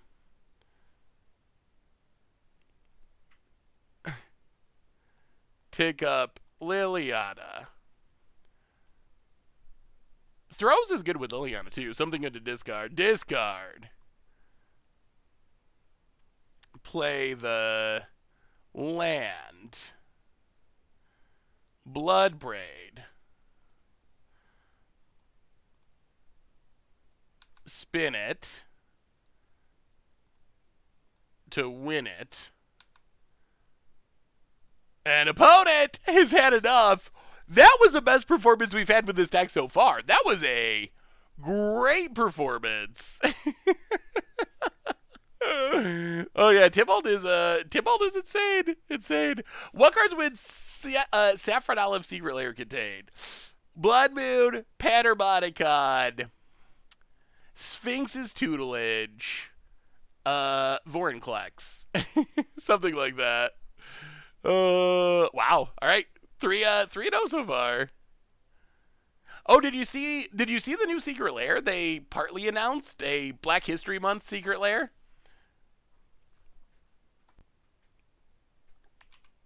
Usually only takes one. I mean, we could play more. Yeah, I forgot we didn't talk about it earlier.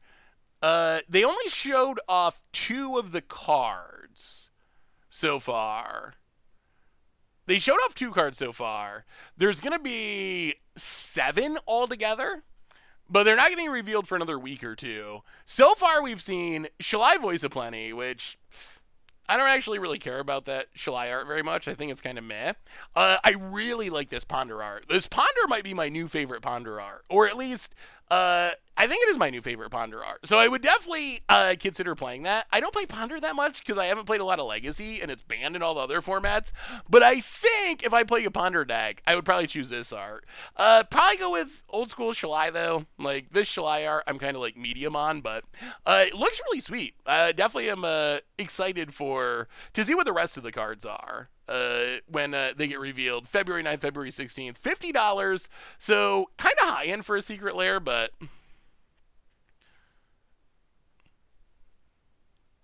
there would be an exclusive uncard called The Power of a Blank. Oh, Siege Rhino would be another good one for my Secret Lair strip mine. Oh yeah, if you ever want the deck, exclamation point deck will take you to the list. Waiting for Imperial Seal in a Secret Lair, gonna happen anyway, and not drop like 500. Yeah, I wonder what the rest of the cards from that Secret Lair drop will be, because I don't really see a strong theme. I think the theme is Black History Month, Black artists doing the artwork, but I didn't really see a strong theme in the cards. So it seems like they could possibly be anything.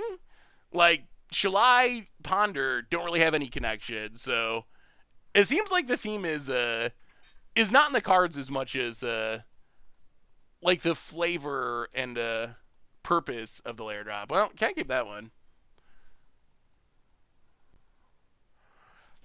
Oh, probably can't keep this one either. Oh boy. Well, okay. We found our pathway, so we're good. Found what we were looking for. Gargaroth to the bottom. Probably cut to ribbons. Alright, your go about it. Opponent. Oh, we're getting belched. Oh dear. Oh dear. Right on time, Gemstone Caverns. Prismatic Vesta, go. Belcher might be more unfair than we are, honestly. It's definitely possible. Opponent. Ritual. Manamorphose. Yeah, drawing gemstones off the top on turn 2 is a little bit like drawing a ley line. Iron Great Feet. Wow. Turn 2 kill? Alright.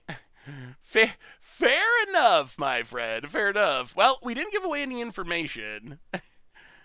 This is probably going to be a tough matchup.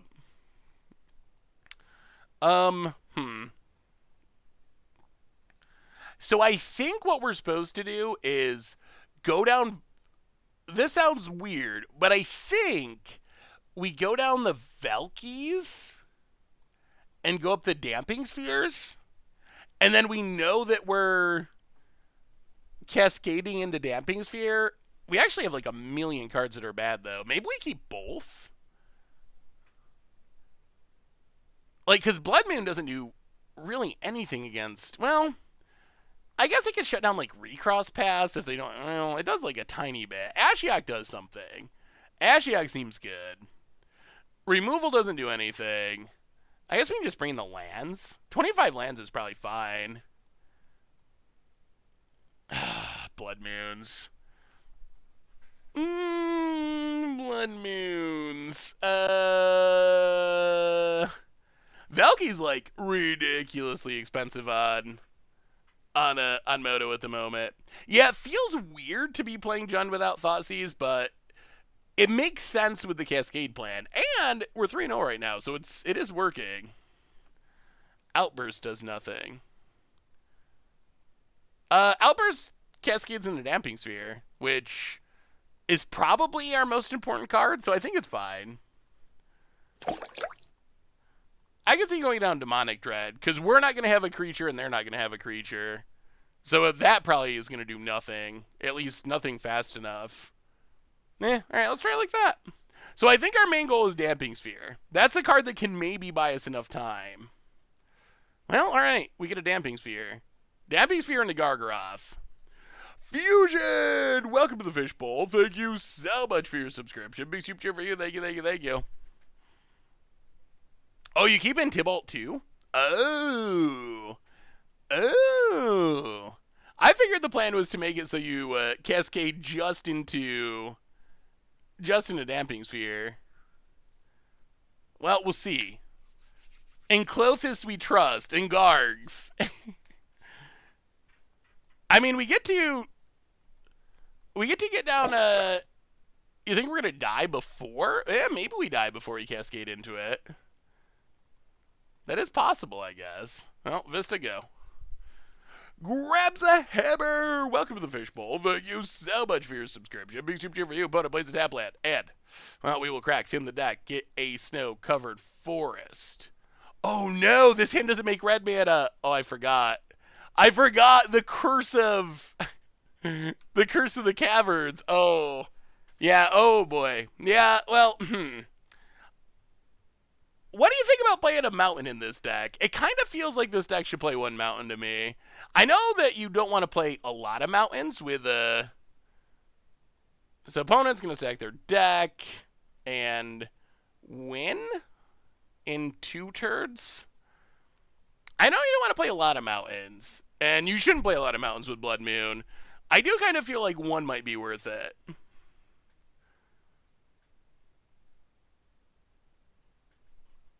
I mean, it does a little something because they recross the pass is sort of important to their deck.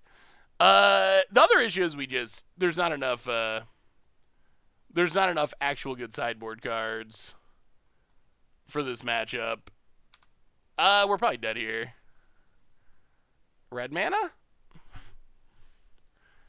Oh, Gemstone Caverns. Oh, for one of a mountain. The second most beautiful... Who's number 1? Mercurlo. Well, we get new cards. Not good ones, but they are new. I mean, we're probably just dead, though. Yeah. Well, Modern is not in the fairest place at the moment. Sure. Yeah, I would imagine that we're probably very close to 0% to beat Belcher. I don't think there's any chance. Need more oh, we don't need more pathways. No. We need less pathways. Yeah, Recross Path just lets you stack your deck. So you can stack it in any order. I've been playing a stupid Is It Taunter deck. Ooh, I do like Brash Taunter decks. Some of them are even kind of good. Toralf seems fun.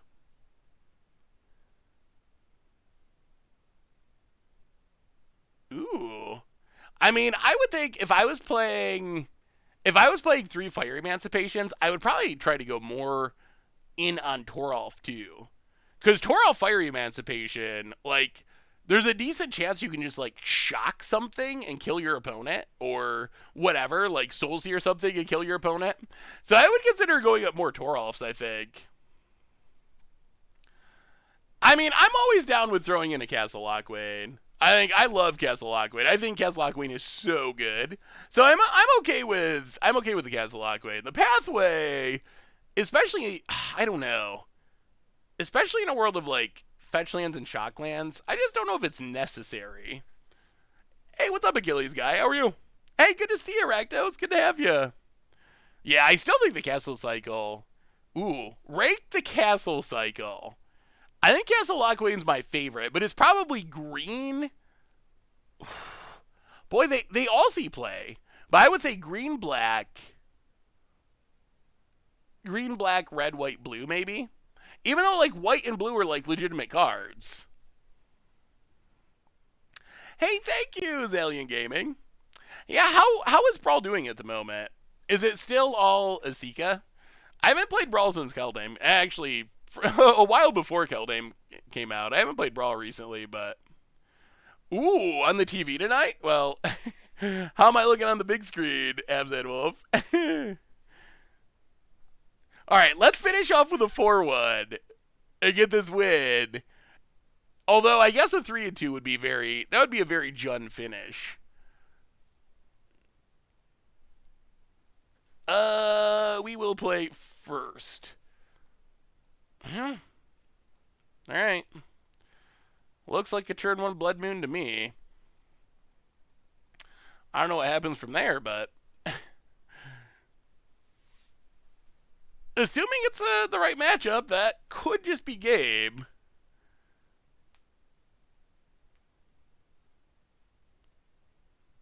I mean, watch it be Bird or something. There are matchups where it's not good, but there are also matchups where it's really good. Vern Gatagop's crack it. Forest. Monkey, and Moon. And go. Come on. Okay. Ooh, that's what we wanted to see. All right. Hollowed Fountain. Probably better known as a mountain. That is the dream. That is very good. Pass the turn. Now we just need our Cascade spell. Boy, lots of Uro piles. Now we just need a Cascade spell. We have the mana for it. If we can find our Cascade spell, that'll close out the game.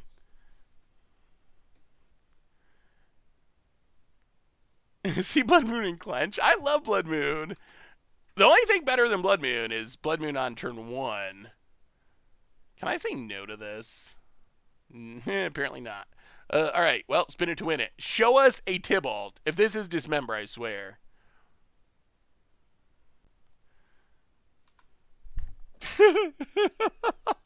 Our 4-mana Cascades have been so bad. Somehow, in this league, we've hit one of Demonic Dread twice. It's not going to matter this game, but boy, have we run on the low end as far as 4-mana Cascades. Oh. Yeah, this is modern. Alright, opponent, Uro Piling. We will be on the draw, which means Gemstone Cavern's good. Boil's good. Ashiok's good. Dismember's bad. Not sure about this Demonic Dread. This Demonic Dread is giving us nothing but heartache. So we'll cut that and try it like that, probably. Valkie's really sweet. I mean, we've played against a lot of counter matchups, so we've had some games where we Cascade into Tibalt and it gets countered, but we have also won most of our games because of Cascading into Tibalt, and we've had some spectacular games. Yeah, Demonic Dread is just kind of like high variance. I don't know if it's worth cutting altogether, like, because Cascading into Tibalt's so good, but I think it's also partly the matchups we've played. Demonic Dread gets a lot better when you're running into creature decks, and we just, like, have played against all Uro piles for the most part. So we haven't run into decks that are playing creatures for us to target with it. So I think it's mostly just been our matchups tonight. 5-color Planeswalkers, Voraclex, Golos, World Tree. Ooh, that sounds real. Oh my goodness. Wait, can we turn 0 Tibalt? Looks like. Yeah. What a way to maybe end the stream. Yeah, we're going to upkeep it before they get to do anything. Upkeep stops that. We will keep. Turn 0 Tibalt! Oh, that's not bad. So we will Gemstone Cave. Our opponents. Oh, this is hilarious. Gemstone Cave. Get rid of Bone Crusher.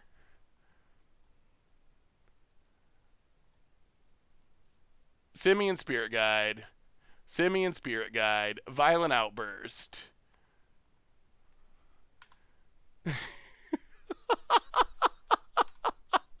Tibalt! Turn 0 Tibalt! Oh, cannot be forced to negation because it's our opponent's turn. Oh, move over, Tron!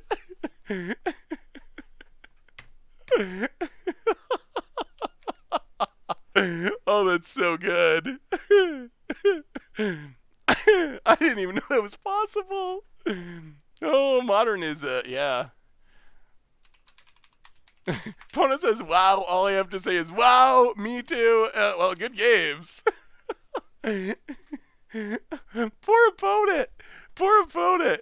They had turn 1 Blood Moon off double Simian Spirit Guide and then turn 0 Tibalt. Oh. I want to play one more spell, though. Found it. Noble Hierarch. And scoops it up. Wow. Okay. That was sweet. So we were 4-1. We had the most insane. That was turn 0 Tibalt. I didn't even know that was possible. Yeah, that was amazing. That was so sweet. Cool. So, we got some treasure chests to open. We got some treasure chests to open. We have 5 treasure chests. Hitting a Valkie would be sweet because Valkie's like $80 or something on Moto. So, all right, reward us, Valkie, reward us, Tibalt. Chest 1, close in part of Tibalt's colors. Dreamstealer never really did anything. Not even one of the better Eternalized cards. All right, 4 more to go. We get Barrage Tyrant, Slagstorm, mostly overshadowed by Anger of the Gods now. Sometimes he's a little play if you care about damage to the player. Salvage Station. I've never really seen anyone do anything with this card. I'm sure there is a combo that you can probably pull off with it, but I have never seen anyone do a single thing with it. Alright. Running out of chances to hit our Valkie. Lone Reverent. I remember playing this in Avacyn Restored Standard. It wasn't that great, but I remember playing it. I mean, it does draw a card when it hits. Oh, all right, last one. Yeah, Salvage Station could be a good against odds. Valkie. Welcome deck card. I mean, how the mighty have fallen. I was thinking about this with Sarah Angel. I was working on a video about the best angels that's going to be coming up, and I realized that Sarah Angel went from like one of the best cards and most iconic cards to welcome deck. Apparently Shivan Dragon got the same treatment. All right, so chat, here's the question. Oh, Valkie is like super expensive on Moto. It is, I think it's like 80. Oh my god, it's up to 91. $91 for a single copy. Yeah, that's like Uro prices. I think Uro is up in that range. Uro's only 61, so it's actually more expensive. All right, so here is a question, chat. We're gonna jump into another league and play through as much of it as we can. The question is, would you like to do some more Valkie Cascade Junding, Or other option is, do you want to try out this mono blue devotion Master of Waves combo? Which yeah, let's poll it. I will put up a straw poll.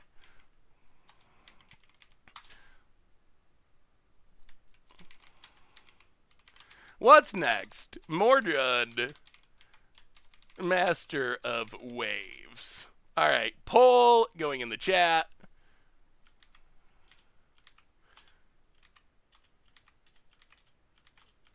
Get your votes in. We'll vote for a minute or two. And then, I don't know if we'll make it through a whole second league or not. We'll try. We will get through as much of it as possible. Oh, do you have an actual poll going, Tanos? Oh, that's good too. I don't know how to use or see the polls in Twitch. Like I never I don't know how to see them. They don't show up for me. I don't know why.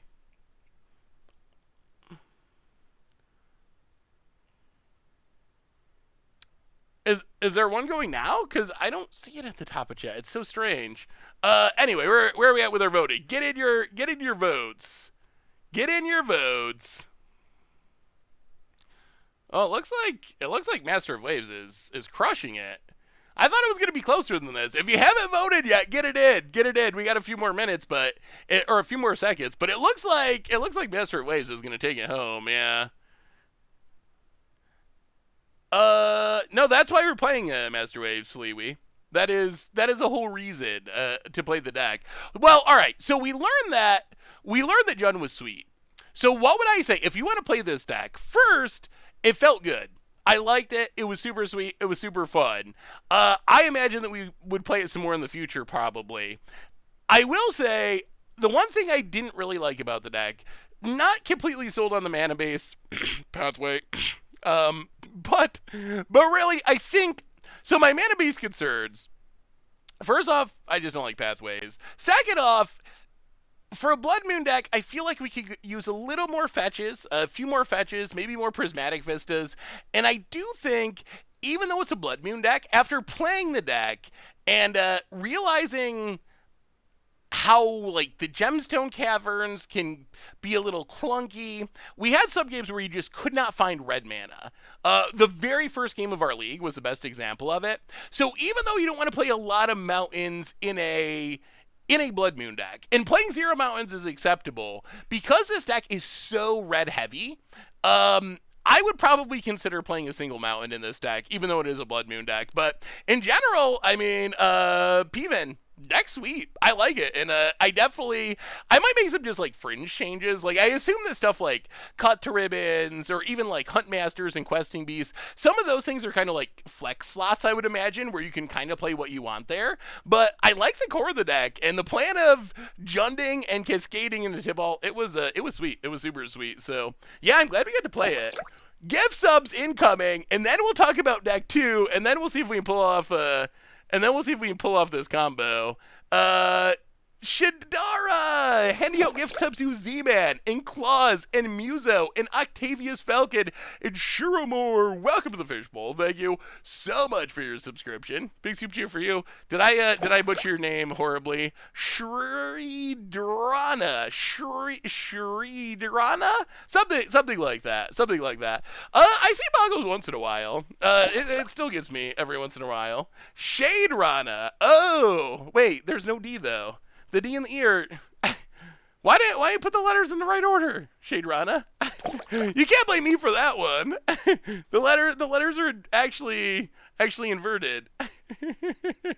All right, so this deck, we don't have Quicken, we have Leyline of Anticipation. So what are we trying to do with this deck? On one hand, it's mono blue devotion, so we can make a bunch of mana with Nykthos, we draw a bunch of cards, we can win with Thassa's Oracle, but really, all that stuff is secondary. What we're really trying to do with this deck is pull off one of the jankier but sweeter combos to come from Keldibe, which is Mystic Reflection, Master of Waves. The idea is we can hide this away thanks to Foretell. Cold Shoulder, welcome to the Fishbowl. Thank you so much for your subscription. Big soup cheer for you. The idea is we can hide this away so with Foretell. Then we play Master of Waves. With Master of Waves on the stack, we target it with Mystic Reflection.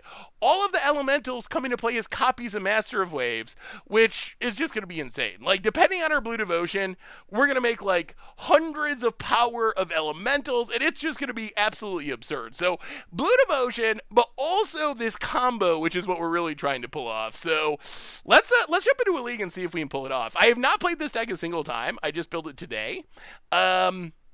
I mean, Blue Devotion, Modern's so fast right now, I'm a little worried about just the speed of the format. At the same time, the combo seems sweet. Yeah, let's try it. Here we go. I want to pull off the combo. Like, even if our record ends up being medium, if we pull off the combo, it's going to be worth it. Yeah, I mean, if we pull off the combo should win the game. Can you explain to me how loan programs work on Card Hoarder and if I should use it? So, Sai, I use it, and I really like it, and it's actually super easy to use. So, you sign up through Card Hoarder. You get to request basically a balance that you want. So, I would go by what format you want to play mostly. You can look at prices on Moto on the metagame page and see. So let's say you wanted to be able to play like most modern decks. You would probably want a loan account balance that was. Ugh.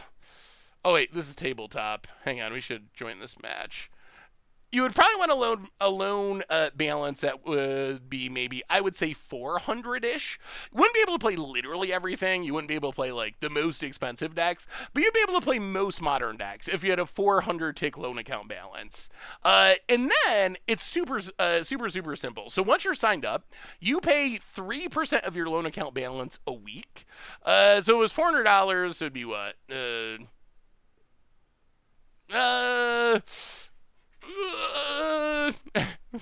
math is fizzling in my head. $12 a week, something like that. I figured when they did that $25 thing for Wizards, that was equivalent to like a $415 loan account balance. So I guess, yeah, so let's say around $50 a month you would end up paying, broken down by week. But then, if you want to play a deck, you could just go, you can actually just click the Rent from Card Hoarder button. Oh, you actually got the prices on there. So, Rent from Card Hoarder, they just give you the cards, you can play it. If you get tired with it, there's a button on the Card Hoarder website where you return it. Then you get your next deck. You're tired of playing Heliod Company, you go to Bird, click Bird, get burned for a while, play a league with it, return it, do another one, rinse and repeat. So I think it's, yeah, Jun killed it. Ooh, okay. Well, I mean, we get the Leyline, we get the Nykthos, and we have a Mystic Reflection. I think we can handle this. I'll start with Leyline. Island Gill. Alright, blue mana symbols, Master of Waves, please.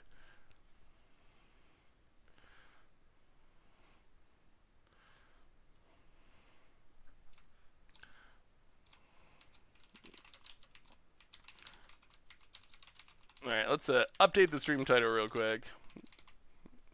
Oh boy. Bobbling us, are you?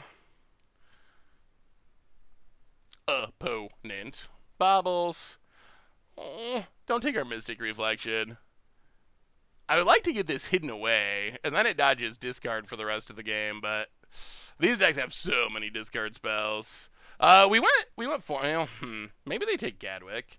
We went 4-in-1 actually, with, we finished 4-in-1 with, Jund, Cascade, Valkie, Tibalt shenanigans. Oh, I'll add the, alright, they take Gadwick. No fear of our Mystic Reflection, apparently. Draws a card. Well. Wait, Foretell. During your turn, you can pay 2, exile it. So, Leyline doesn't let us foretell at instant speed, right? Well, opponent probably has a pretty good idea what that one is. They probably have some idea.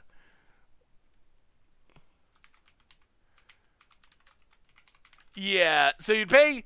The prices are You'd see the prices if you go to the decks on Goldfish. Actually, I forgot that we had those up on there. But like this deck is, where's a $400 deck, or one that's roughly, this is 455, so a little bit over. That would be $5. Oh no, I'm looking at the wrong prices. That's 200. I'm looking at paper prices again. Moto $400 would be, yeah, like 11-ish dollars a week, 12-ish dollars a week. This is $382 and it's $10 a week. So it's not like super cheap, but compared to buying it for $400 and only having one deck, if you're someone who plays a lot of decks, I think it's definitely worth it. If you're someone who just like, okay, if you're just like, I love the Jund deck, or I love, one specific deck, then I think it actually is in your best financial interest to just buy the deck if you can afford it. Because over the long run, you will kind of technically pay more with a loan account, if that makes sense. So the value of the loan account is in large part that you can switch decks as often as you want. So you can play every modern deck instead of just owning one modern deck for essentially the same price. So that is the upside. No, this is Master of Waves, Mystic Reflection, Blue Devotion combo. And also us getting wrecked by Death Shadow, but that's neither here nor there. About it. We need that Gadwick. Gets and hits us. Sure. Grows it. Yeah, I'm a little worried that this deck's just going to be too slow in the current modern meta. But we'll see. No, it's not an infinite number of tokens. It makes a lot of tokens, but it is not infinite.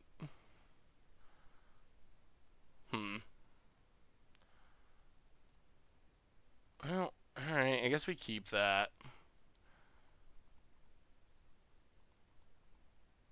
Nykthos. Foretell. Go. Don't kill us. Yeah, Jund was good. Jund was really good. We went 4-1. We got Belchered. One game.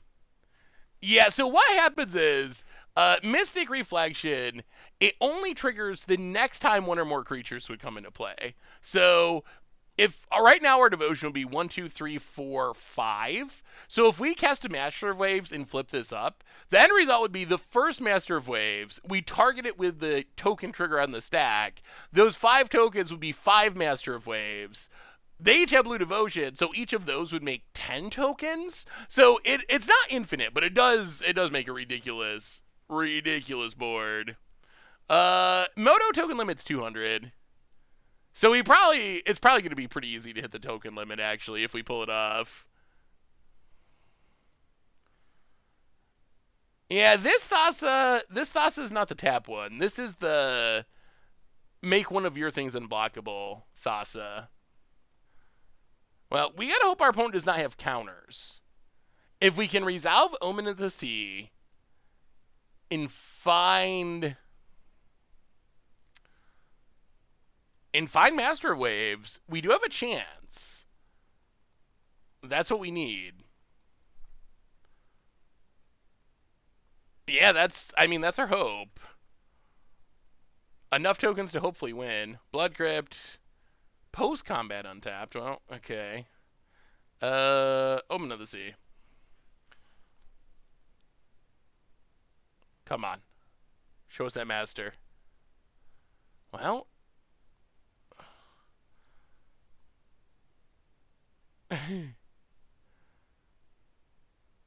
Okay. Okay. That's a master. Ooh. Ooh. Opponent gets to draw a card.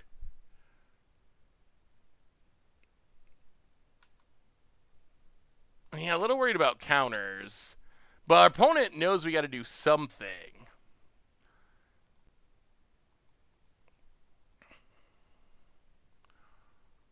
When is our best time to do this?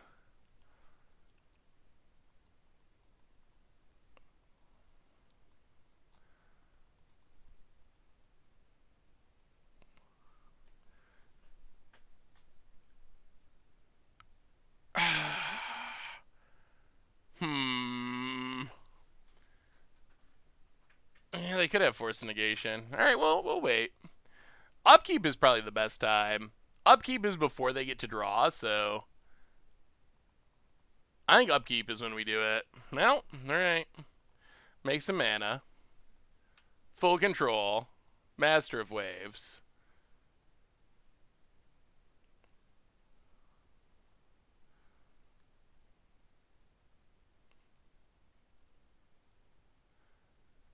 Come on. Come on. No stubborn denials.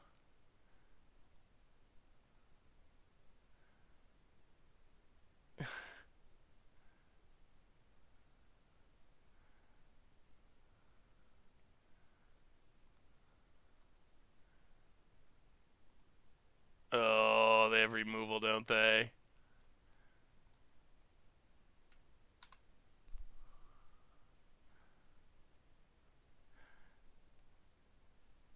I think the spikier and more correct play is probably just to target Gurmag Angler. But I really want to pull off the combo. Like, if we target Gurmag Angler and then they kill the Master of Waves, then we'll get a bunch of Gurmag Anglers. But I really want to see what this combo does. All right, opponent, dismember, wins.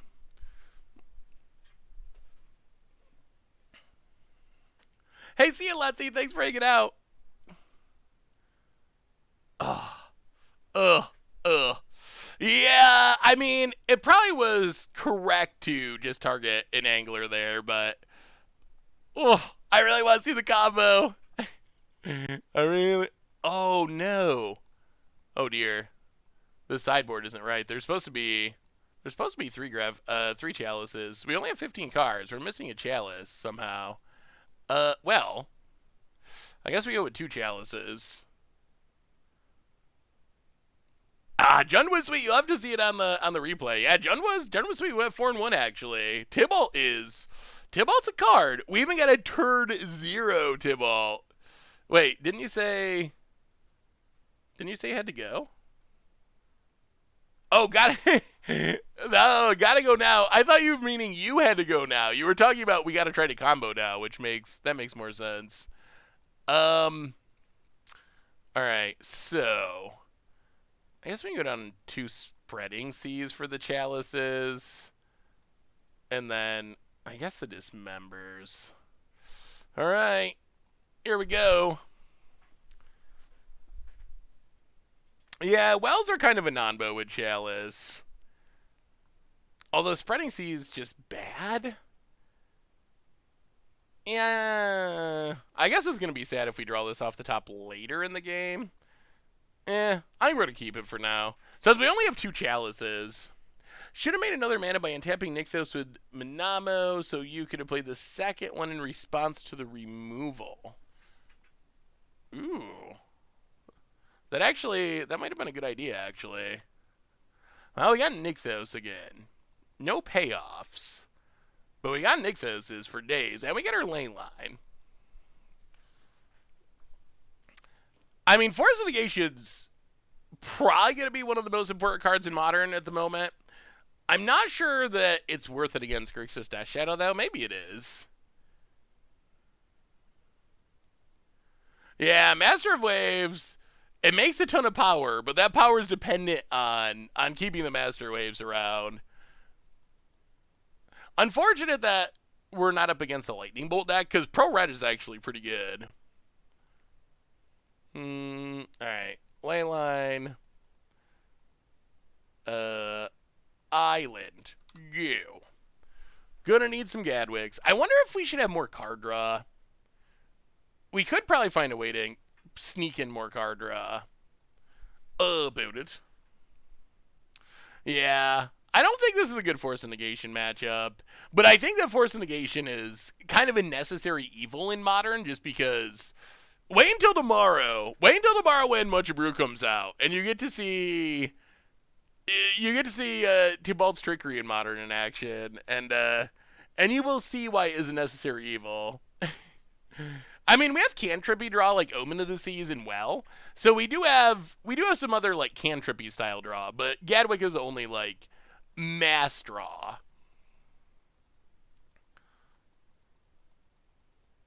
Oh, actually, just kidding. We also have Seagate Restoration, but that's a ways away. Pass the turn.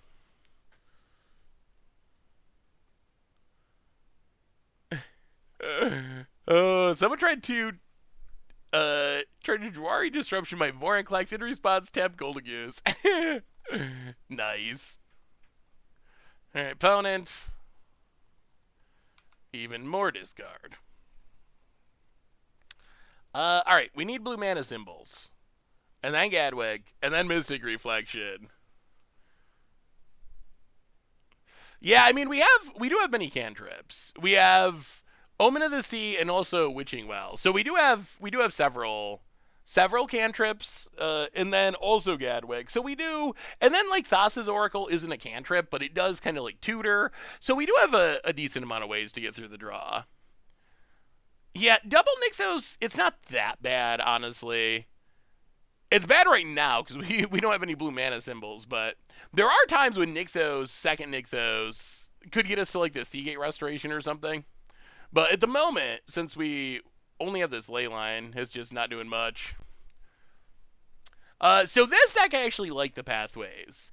We played a deck a couple of weeks ago that was mono blue, but it played some pathways, and there's basically two big upsides. One is we have dismembers, so every once in a while we play a pathway on black to not have to pay life for dismember. The other one, which is even more relevant, is because of the Uro piles, choke is actually a pretty popular sideboard card, and this is essentially an island that does not care about choke, that untaps under a choke. It also is worse against Blood Moon, but that is the thinking of playing a couple of pathways. Yeah, control will take you to full control. Oh wait, arena? Arena, it's control, right?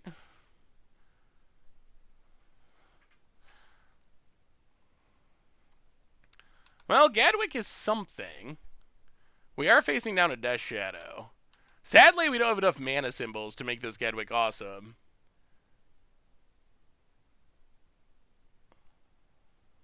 About it. But it does draw us a card and add mana symbols. Oh, on mobile. Oh, I have no idea. I have not even been able to try mobile yet because I have an iPhone, so I haven't been able to play it. Or Boil, like same theory. Like stuff that punishes islands. So it works like an island, but it's technically not. Wow, opponent passes. Leyline's paying dividends. Snapcaster. For Inquisition. Yeah. Sure. Well, we will Gadwig. Hopefully they don't have Dismember.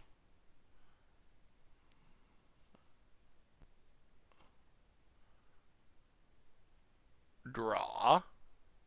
Ooh. Something that gets hit by Inquisition. Yeah, how has mobile been? So there goes our Oracle. Opponent passes.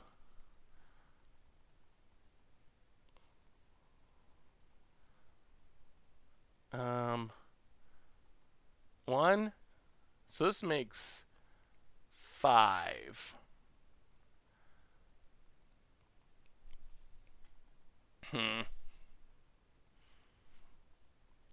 Sad Seagate Restoration, cashing in our Nykthos, or I guess this is probably better.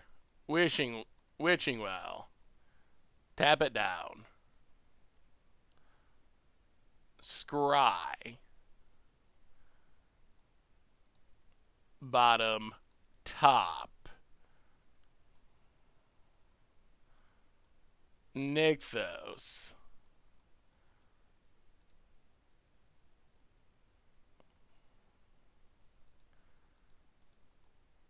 I guess we should be doing this all at instant. Well, we can't play the land at instant speed is the problem. So if we crack this off of Nykthos, we have 6 mana. Alright. I guess we just play it. I guess we just hold the Nykthos. Yeah. Alright. So we can Nykthos and Thassa's Oracle. That seems fine. Valkie Cascade was really good. We ended up going 4-1. We lost to Belcher, which happens, but the deck felt sweet. Well, draw a couple cards.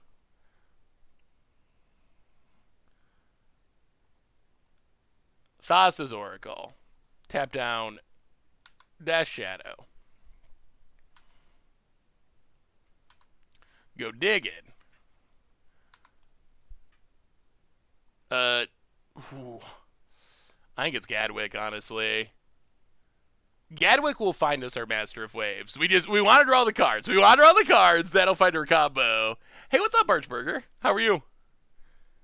Opponent. Island.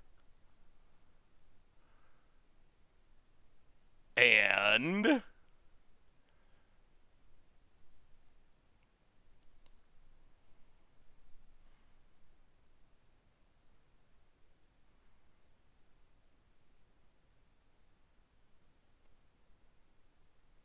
hopefully it's not removal. We do want these mana symbols. Alright, Grimag Angular, that's fine. Ooh, okay. About it. Passing. Well, I think it's happy fun time. Nykthos, make some mana. Play a second Nykthos. Keep the new Nykthos. Make some mana. Gadwick. For all the manas. Tap down Angler.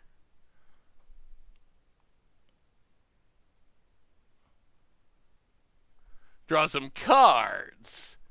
Keep a Gadwick. Refill.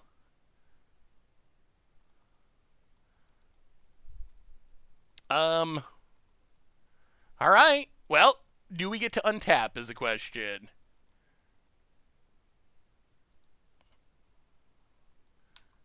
Pass the turn. Oh, yeah, we still gotta pay 1, so we don't have the mana to play the border post. So we are gonna discard a bunch to hand size. 1, 2, 3, 4,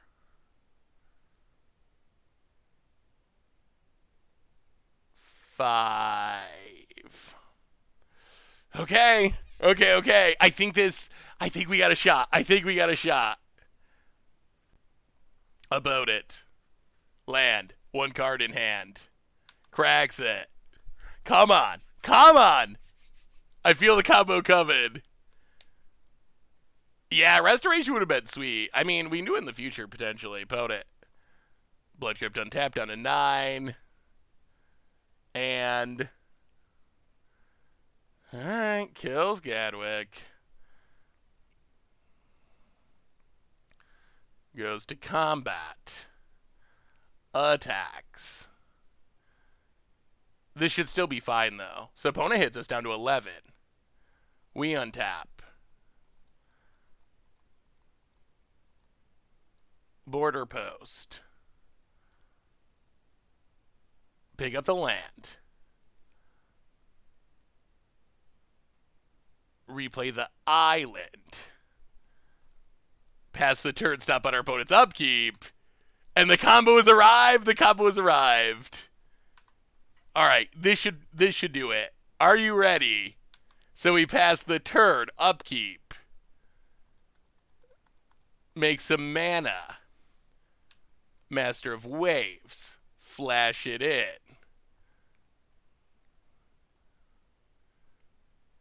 Trigger out the stack. Mystic Reflection. And here they come. Yes. All right. All right, all right. So we get, well, enough to win. Looks like about 108 sevens. uh, not bad, not bad. 1, 2, 3, 4, 5, 6, 7 Master of Waves. All of them making tokens. All the tokens are huge. Oh yeah, Master Pulse would get us, or they could have a Wrath, but not gonna get janked out by Death Shadow. It worked. It worked. 10, 20, 30, 40, 50, 60, 72 8/7s. That was for 6 mana. 6 mana, 72 8/7s, plus the Master Waves themselves. So what happens is, Mystic Reflection says the next time one or more creatures come into play, they enter as copies of the creature you choose. So we choose Master of Waves. It would normally be making 5 elementals instead, or I guess 6 elementals.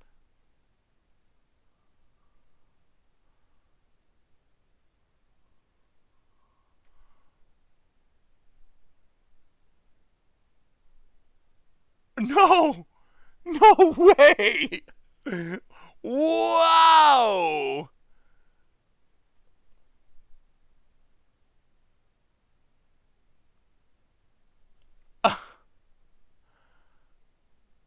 Okay. Okay. Whew. We even waited till they were empty-handed. Oh. Oh, what can you do about that?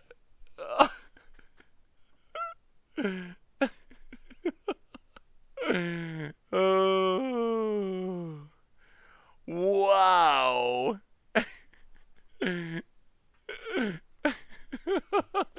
Oh man. That was Plague Engineer. Plague Engineer lets you choose a creature type and give all creatures that type -1, -1, and they chose Merfolk because of our Master of Waves. How are we gonna win from there? We'd have to chump block, and then we have no Nykthos mana. I don't think there was any way we could win from there. Like, we'd be down to 2 blue mana symbols, so Nykthos was off. Well, this is a matchup where Master of Waves can be pretty effective if we can get it down in time. Pro Red is good. We shall see. Also a matchup where we're on the draw and we could just get burnt out before we do anything. Wow, that was brutal. That was a brutal list. Bottom. I guess. What are we looking for? Mana for Master of Waves. We have Thassa. Well, all right, we'll keep Gadwick. Pass the turn. Yeah, how can you even be mad about that? It's just unfortunate. We play the 8 Moon Cascade deck in Modern sometime. What is the 8 Moon Cascade deck? I don't think I've ever. I know my Blood Moon decks, but I don't think I know that one. Well, I guess we're officially 0-1. Alright, Eidolon. That is going to be some damage. About it. Well, Manamo and a Thassa's Oracle. Take 2, unfortunately. Go digging for a land. Ugh. Well, alright. Nykthos 2, I guess. Not the land we wanted, but maybe the one we deserve. Is it possible to play this type of deck in Pioneer? Yeah. I mean, well, yeah, it is. You have Master of Waves, right? I believe. Yeah, you have Master of Waves. You have Mystic Reflection. So I feel like that's all you need to play it. Opponent. Getting in. Well, we'll block.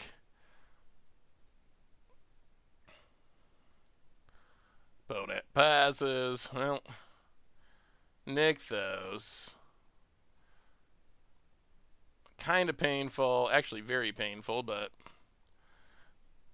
Gadwick X0. Take 4 because of these Eidolons. Next turn could be sweet, though. Next turn we have potentially mana symbols and Nykthos. Yeah, I think you could. I think you could play this deck in Pioneer. Nykthos was banned, but now it's unbanned, I believe. But yeah, it was one of like the first bans in Pioneer, but then they took it back off. Bone it. No bolts. All right, Rift Bolt. Well, no immediate bolt's good. If we get to untap this, Master Waves can do some work about it. Bazin. Well, okay. Oh, we got to do it. We're gonna take a lot of damage and maybe die, but we got to do it. Nykthos. Play new Nykthos. Nykthos.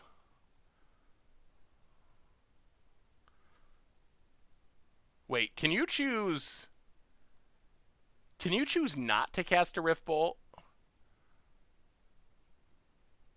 1, 2, 3, 4, 5, 6, 7.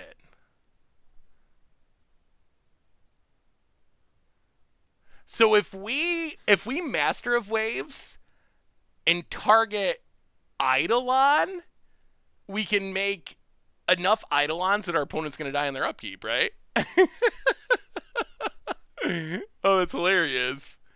All right, Master of Waves. Tap down an Eidolon.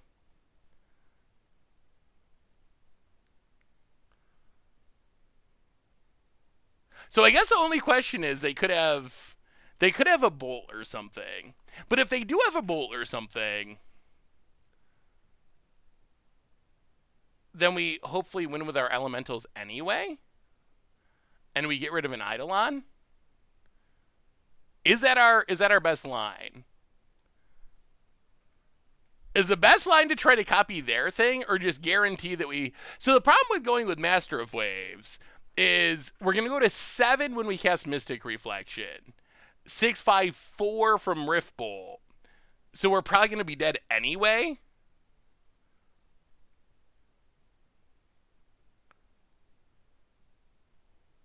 I think we die if we don't do it, so I think we have to.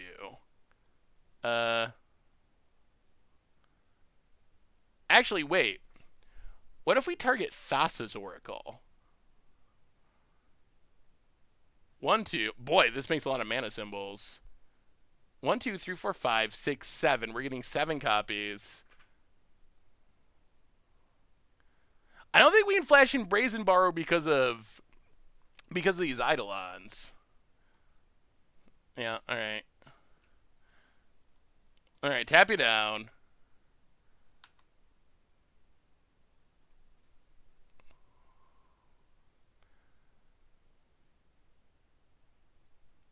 Hold. Oh, this would be so hilarious if it works.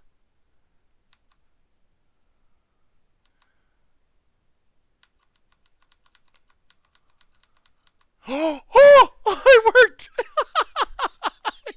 Yes!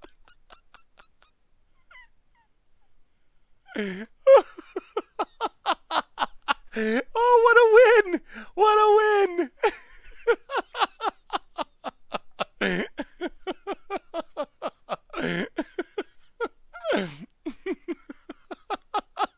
And now they can't say no. Oh, we got him! This is literally hoisted by your own petard. This is Xaxes. We can attack, but I don't think I want to. I think it's funnier not to. Wait, 1, 2, 3, 4, 5, 6, 7, 8, 9.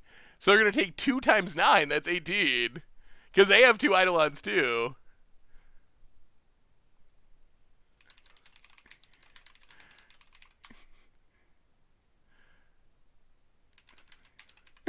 Pona scoops it up.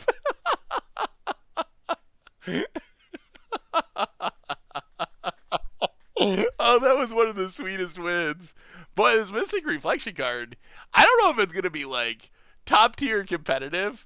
Pona said, ha ha ha ha ha. That's great. Ha ha ha. I'm dead. Ha ha ha.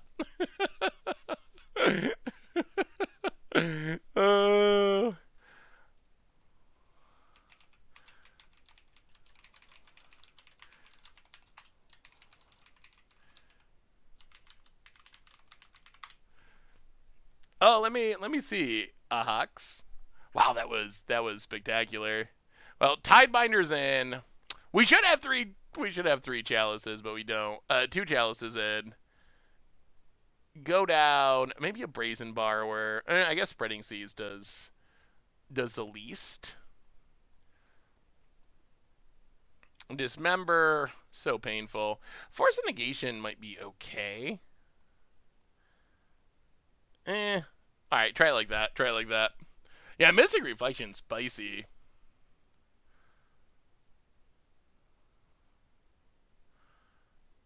Oh, interesting. I mean, I do like a lot of Blood Moons. Yeah, we'll keep this. Yeah, that deck looks cool. Wow, that game was so sweet.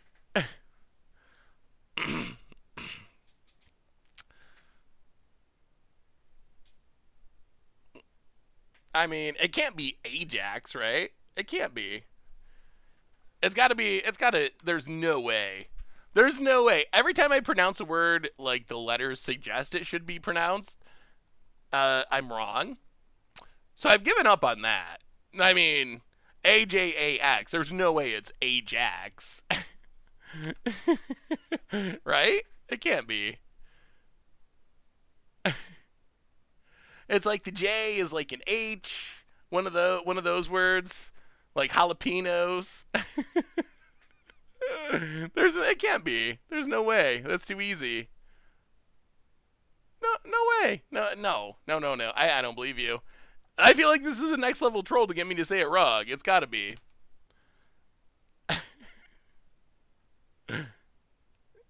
It's really Ajax? No way. Well, okay. Well, I guess I'll start calling it Ajax then. You don't need to troll me to mispronounce things. I guess that is true. I do a good enough job on my own most of the time. Opponent suspends a Riftbolt passes. Now playing the island past the turn. Ahox.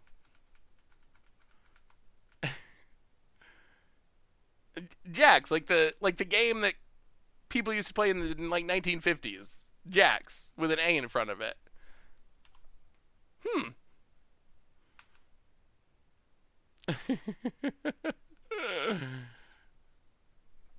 Oh, you must have missed last game. The actual combo is Master of Waves with Mystic Reflection to well, last game make a whole bunch of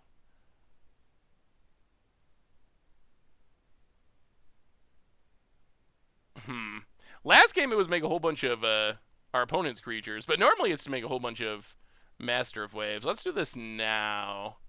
So we hopefully can guarantee getting a land. Put on top, I guess. Yeah, get the Seagate Restoration, get the land. We are kind of dying, though. It's been a lot of lightning bolts. And we don't have that many blue mana symbols yet. Down to 9. We can't even flash this in yet. A little slow. A little slow. Opponent passing. Now, play Thasazorical. I'll take Mystic Reflection. Play an island. Pass the turn. We're slowly building towards where we need to be. I don't know if it's going to be quick enough. Hey Seth, did you try Historic Release to the Winds yet? You talked about your top 10 Kaldheim Historic video, I think. I have actually not played any Historic since Kaldheim came out. I played a ton of Standard. Ooh, that's bad. I played a ton of Standard. I played a decent amount of Modern. I have not played any historic yet though. It's on my list. I just haven't gotten to it yet. Well, opponent knows about the Mystic Reflection. Hits us. Not looking super great. 4's not many. 1 is even less. Alright, well. Play Nick those. Harbinger. Bounce the Goblin Guide. Oh, we really need some fizzling. We need a lot of fizzling. We need a lot of fizzling and a lot of luck here. Hey, what's up, Brainmonger? How are you? Yeah, we're dead to a gut shot. We're dead to basically everything. There's a Goblin Guide. And a Swift Spear. Well, I guess technically we're not dead to that. Ha ha! Let's slow things down.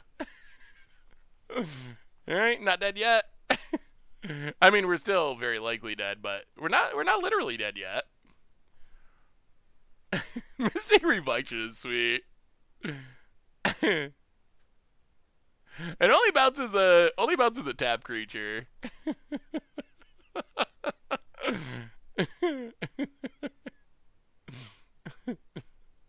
So janky. Yeah, could you imagine, like, there's a bunch of decks now because of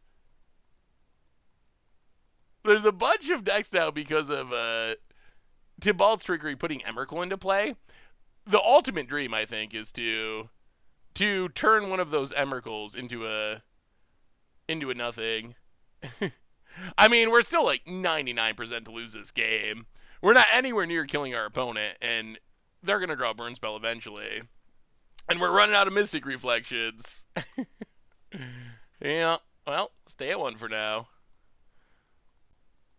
About it. Passes. Well, we will Gadwick. I mean, we're basically just... Maybe we should bring in Force Negation. I don't know. Run out Gadwick. Draw a couple cards. Mystic Reflection. And Nykthos for days. Alright. Let's get some fizzles. No creatures. No burn spells. Just lands. For like 5 turns. Alright. Cracks. Land. Uh-oh. Searing Blaze? Eidolon?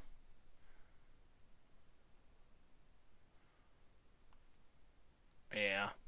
Yeah, I mean, at 1 life, there's almost no chance you're gonna actually win against Burn. Huh. Well, we're in the play, which is good.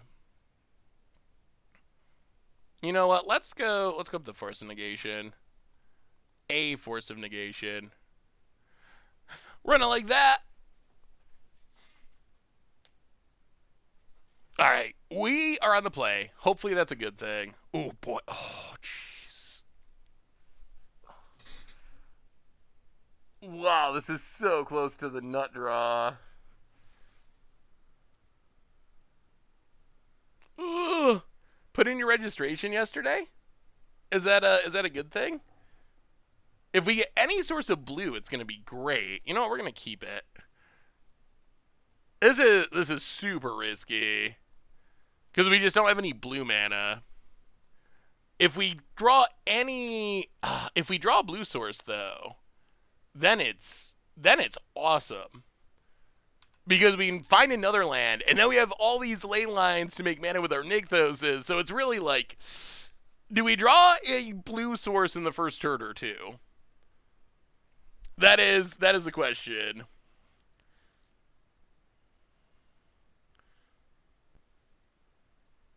Boot it. Zagrid Foundry. Riftbolt. Alright. Blue source. Any blue source.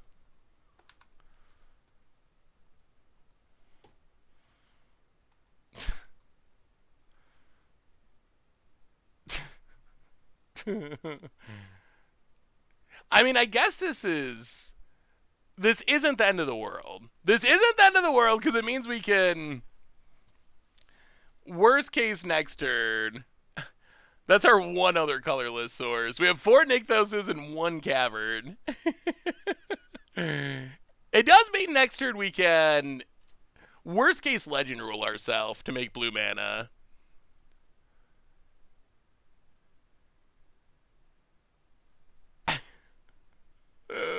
These colorless lands. Oh, congrats, Elf. That's exciting. Boat it, cracks, and yeah, not the best Cavern time. Eidolon. Well, all right. Let's see what we can draw. Still would like another land. All right. Well, you gotta do what you gotta do. Float 2 mana. Nykthos. Nykthos.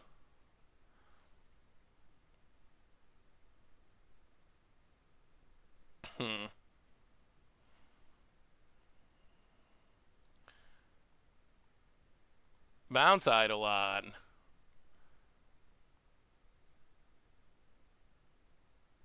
Take 2. Thassa's Oracle. This should find us a land. Alright, take a island. Well, now we're in some kind of business. Pass the turn.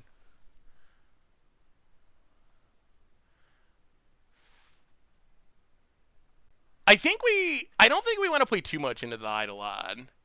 So I think it's worth bouncing it rather than playing the Omen, probably. About it. And Oracle finds us the island. So now we're good to cast stuff again, which is helpful. Eidolon returns.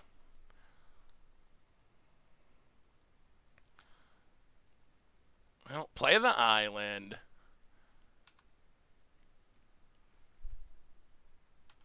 Pass the turn. Ooh, this Eidolon is a lot of damage. A lot of damage. Yeah, God on Cavern is... it might be more worth it now that we're getting new gods in Keldheim. Opponent, Swift Spear.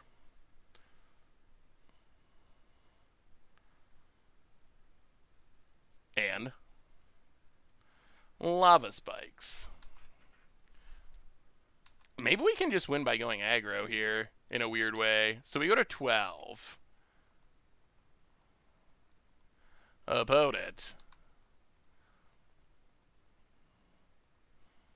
attacks. Well, we will make some mana. Thassa.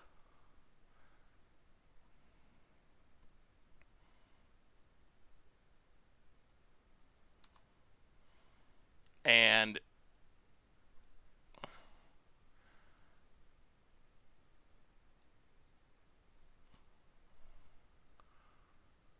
ugh.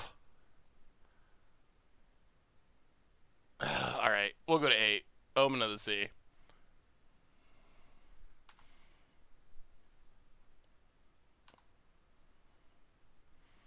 Ooh, Tidebinder's not bad.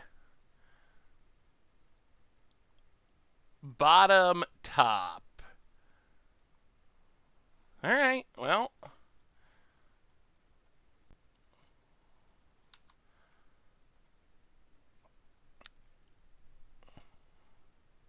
I guess we gotta kill that. Do we have to kill this? Block. Hit our opponent for 5, 6. Yeah, I think we do. All right, kill Eidolon. Block the Swift Spear. Wait, what are we getting punted for? I'm so confused. We will keep Seagate Restoration. Make some mana. Cast Seagate Restoration.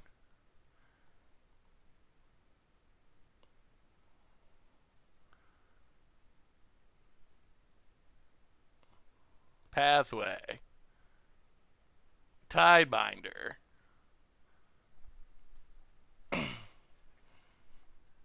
Oh, we lose the mana. Mana goes away every phase. So if we want to flash in Thassa to be able to block, we can't wait until after blocks and then cast something else, or we lose the mana. We could have chosen to not do anything with the mana. Well, let's hit for 5. Opponent goes to 8. Oh, but they got 5 cards. We might just be getting bolted out of this game. Technically, we have 8 damage. Oh, gonna be so close. Yeah, it is every phase and every step. So like if you do something beginning of combat, it goes away attacks, and then goes away blocks, damage. So all these steps you can see laid out, you will lose your mana at each of them if it's unspent. Yeah. I think there is an argument to not playing the Omen.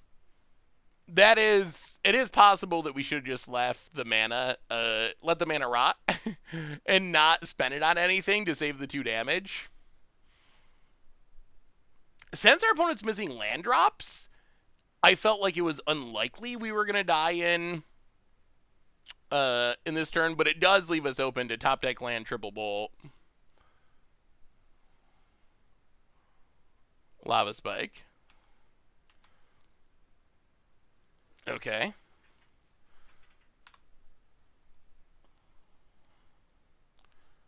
And Lightning Bolt's Tidebinder. Ugh. Yeah. Well, we might be getting bolted to death. Now we are short of damage. Well, scry.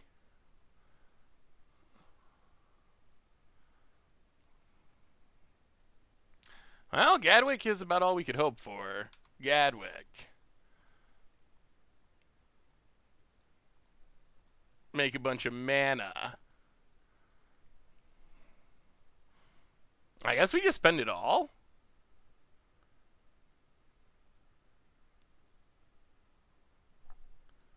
Yeah, let's Gadwick. Gadwick for 6. We could hit the Force Negation. That would be helpful. Well, we can't win with Thassa. We can over the course of multiple turns, but we can't win this turn. Ugh, no luck. Alright. Play the land.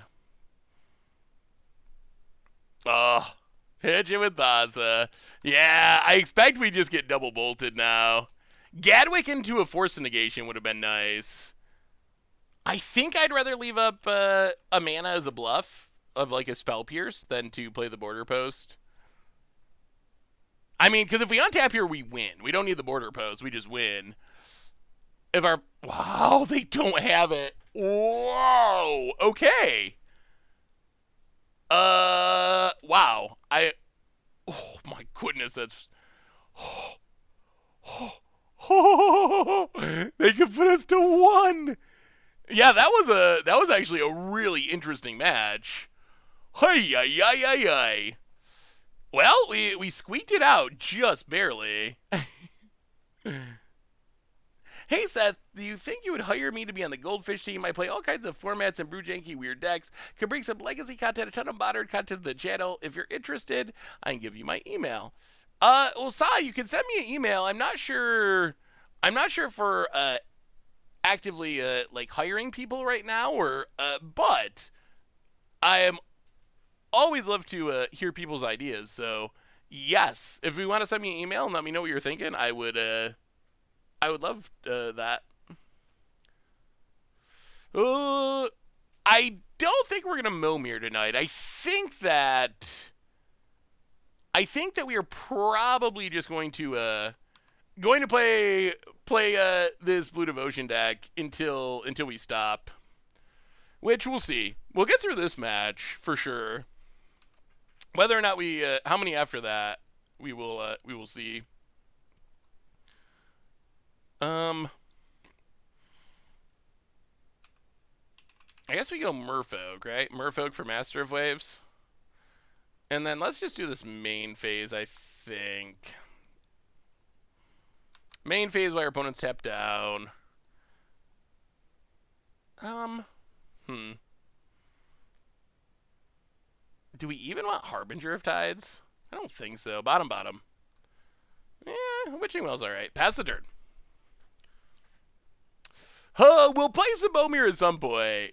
We will. We will definitely play Momir again. I don't know. I don't think it'll be tonight, though. I mean, because we're already kind of playing this deck tonight, so... Well, Nykthos. Make some blue mana.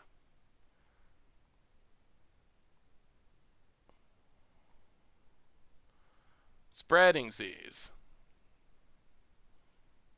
Draw a card. Witching Well. Bottom, bottom. Pass the turn. Well, the question's going to be, can we actually resolve some big stuff? No, the combo's not infinite. It makes a huge board, but it's not infinite. I'm going to play in the land. Let's just pass for now. Being able to play instant speed is actually kind of nice against, against force negation decks. Opponent. Well, we will make some mana. Play 5/6. Play Thassa's Oracle. Hey, thank you for the cheer, FireX. I appreciate it. And the kind words. Have you seen the Vadrock Mutate open the Omen Pass standard combo deck? I think I saw someone post about it on Twitter, but I don't think I've actually seen it in action.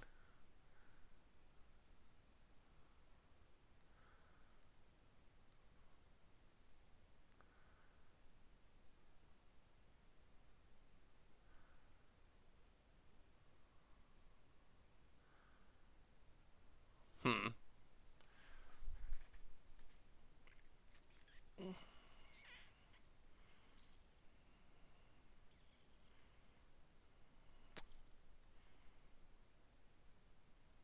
One, two, three, four, five, six, seven.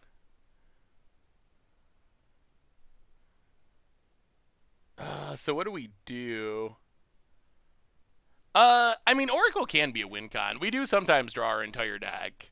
But it is also Super Scry and 2 blue pips. I don't know when do we start calling mana symbols pips?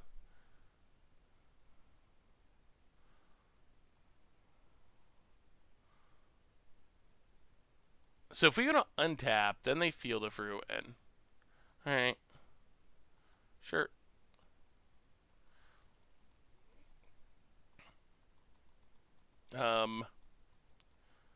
Well, go to combat, attack. So we want to combo off by the Field of Ruins on the stack, essentially. That's what we're trying to set up. Pass the turn. About it. Alright, so 1, 2. Tap this.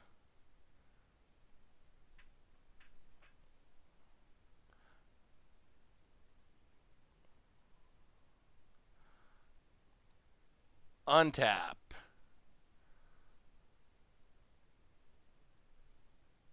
Play.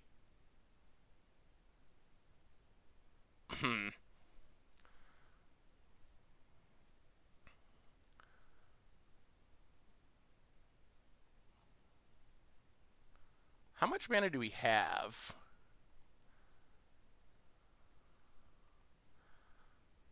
$11.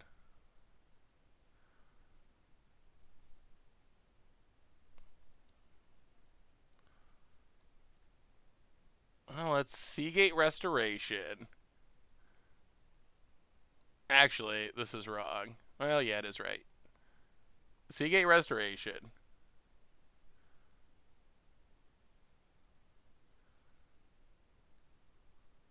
Of course. Well, Master of Waves. Force of Negation. We've played against so many Force of Negation. See Archburglar. Well, make some dorks. I mean, I'm sure our opponent has a Wrath or a million. Get an island. Well, no combo, but a big board. Until our opponent Wraths.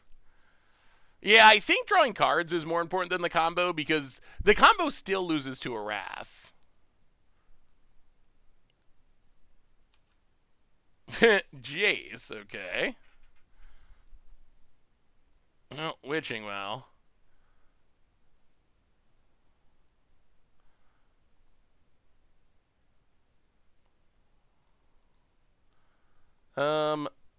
Bottom.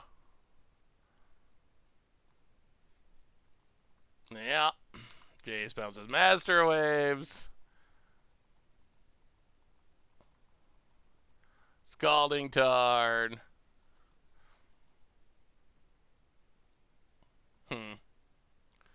Well, Seagate Restoration.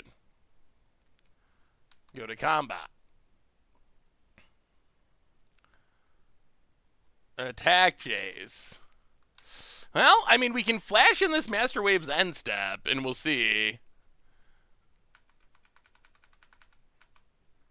I like how the downside of not hitting the common list deck is I only have 20 power on board, which means, which isn't how I win, but very nice. That is true. That is an upside. Terminus. Terminus is an issue. Even with end step, I don't feel super comfortable if this is going to work, but we'll see. Opponent. Field of Ruin. Well, let's see if they have it. They need, like, opt Terminus, I guess. Master of Waves. I guess I can also just start Cryptic Locking. Doing that annoying stuff. Yeah, untap. Opponent. I mean, Miracles are a deck people play. I don't know if I'd say it's, like, good, but it is a thing people do. Well,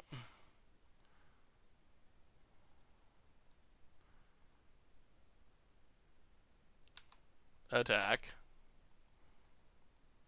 Path Exile. This is a matchup where opponent does have answers to the Master of Waves. Alright, opponent. Path Exile. Yup.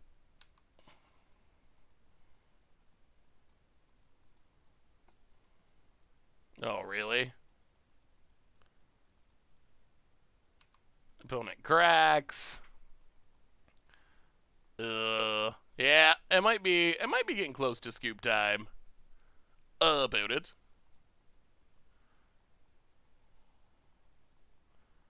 Shark Typhoon. Yeah, alright. Well, let's crack. Leyline. Yeah, let's go to game 2. We're just, I want to get through as many games as possible before the stream ends, so I know we aren't dead there, but that is a scoop just to to try to get to a game where we have some percentage of winning before we wrap up the stream. I mean, Miracles I think is okay with Field of the Dead just because, I mean, you got Field of Ruins, you have Terminuses, so I don't think it's like incredibly poor against Field of the Dead, but yeah, I mean, Field of the Dead is just, that's one of those cards that I wonder why it exists. I feel like I don't know if I have ever said that before the last 2 years. That's something that struck me recently. I mean, I'm sure there were things where it came up, but it feels like that's been a constant conversation. Like, Uros and Okos and Field of the Dead and Once Upon a Time, and like there's a really long list of cards where it's just like, yeah, that card just like they should never made it. When I don't feel like for the first like however many decades of Magic or playing Magic that I said that very often. Yeah, Teferi would be another one. So it's really, yeah, that's really strange. Would Field of the Dead be okay if it was? Oh boy, I mean this hand is sweet if we had a Nykthos. I mean we're gonna keep it, but if we get a Nykthos, this hand will do things. Would Field of the Dead be okay if it was legendary? It would be a lot fairer. I think Wizards got to be careful about lands that offer free repeatable value. Value that's repeatable but costs mana, that's fine. Value that... Nykthos? No. Well, in that case, we'll take a land. So I think repeatable value like castles, but ones that cost mana, I think that's fine. On the other hand, free value is a one-shot is probably fine, but when it's free and repeatable, that tends to be when things get sketchy. So as legendary would be safer, but I'm still not 100% sure it would just be like safe period.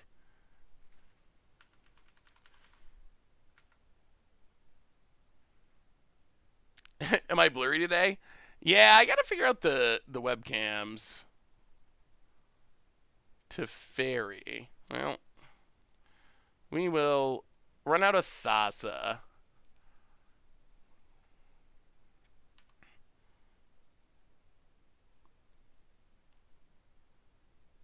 So our opponent bounces Thassa. We get to kill Teferi. Oh my god, and we draw Nykthos. That's nice. I'll go to combat. Kill Teferi. Pass the turn. Actually, should we do everything now? I guess we're on counters better. But then we can't brazen bar. You know what? Let's just... I think we just play Thassa now.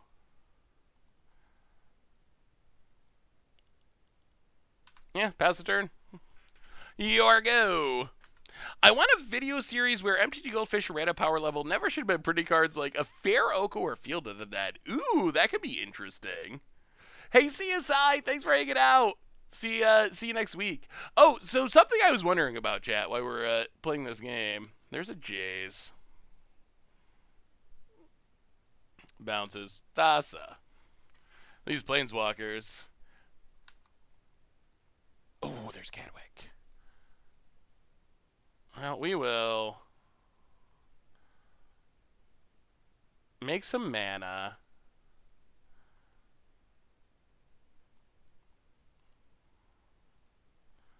How bad is our opponent untapping with this Jace? That could be a cool video. Maybe we'll be able to do that at some point. 1, 2, tap.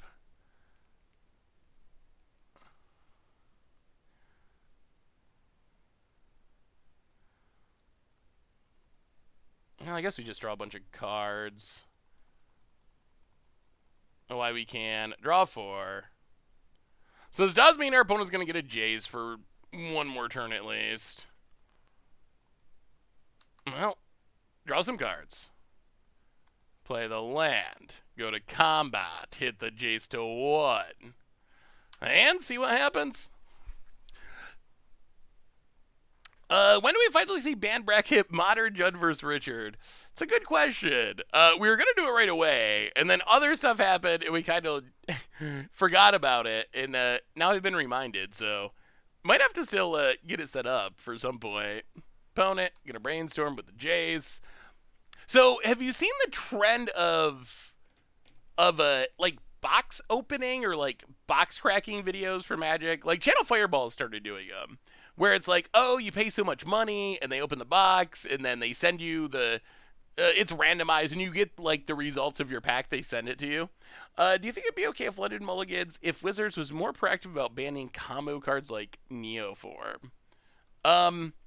So my feeling is that London Mulligans like subtly make Magic a worse game in ways that might not be super obvious. So I don't think I would like the Mulligan rules still, even if that was what happened. However, I do think it would make it better. The combos are like the most egregious part of it, I would say. Oh my goodness, this deck's annoying. Well, add a bunch of mana. Actually, let's first... How do we do this in the most efficient way? So we're going to Path our Thassa's Oracle. That costs us mana. 1, 2. I'll go to combat. Duck. Did a booster box opening on Twitch Sunday? Didn't have anyone show up, but it was kind of fun to do anyway. Ugh, well, we go after Teferi, I guess. Wow, okay, opponent lets it go. Interesting. Well, that does change things.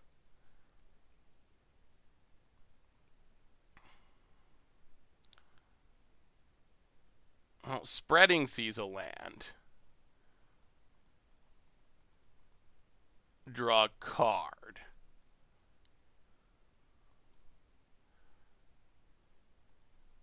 And upkeep. Stop. Nixos. Bounce Jays.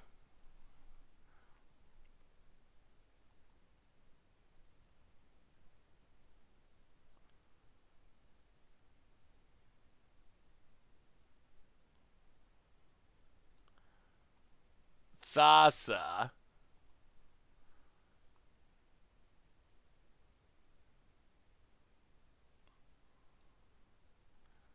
And Brazen Borrower. Go. But I was wondering if it would be something that would be interesting to do for a stream sometime.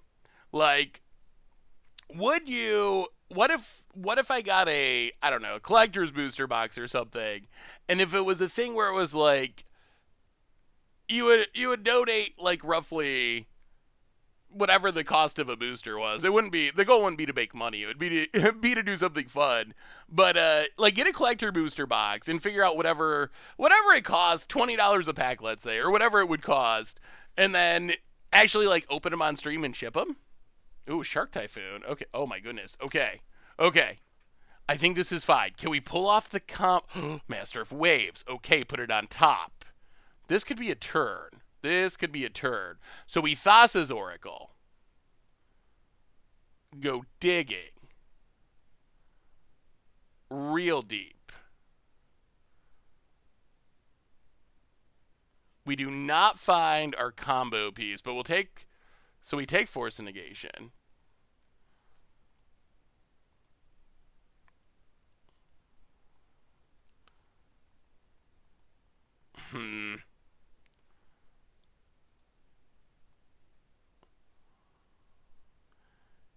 Gadwick.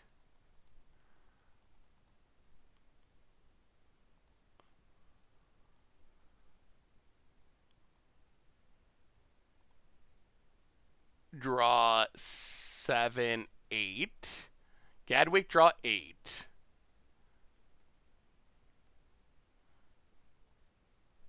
Get some mana symbols. Nixos. Keep the new one. Activate it. Brazen Borrower. Pick up the Shark Typhoon.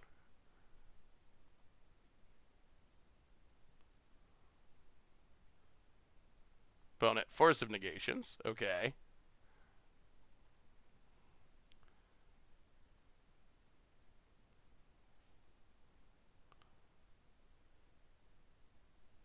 fine. That's fine. That's fine. Yeah, I think that's where we're trying to go. We still should be okay. Tap down the shark.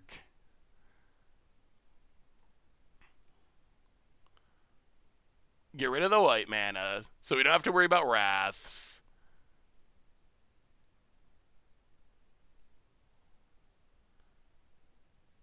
Omen of the Sea. We could still set up the combo if we can find... We need Mystic Reflection, and we can make a lot of master... Oh, there it is. Okay, bottom. Top. I think we win. I think we win with our backup weird combo. But we can... Let's see. 1, 2, 4, 5, 6, 7, 8. So play Thassa's Oracle. Yeah, I think we're going to win here. Thassa's Oracle comes down. Whatever. Mystic Reflection. Master of Waves. Tap the shark. Mystic Reflection. The Thassa's Oracle. Tap the shark. All of our elementals are Thassa's Oracles. Our devotion is ridiculous. Because we're getting 20 Thassa's Oracles. and that should do it. Oh my god. Yep. Oh my goodness. This deck just does hilarious things.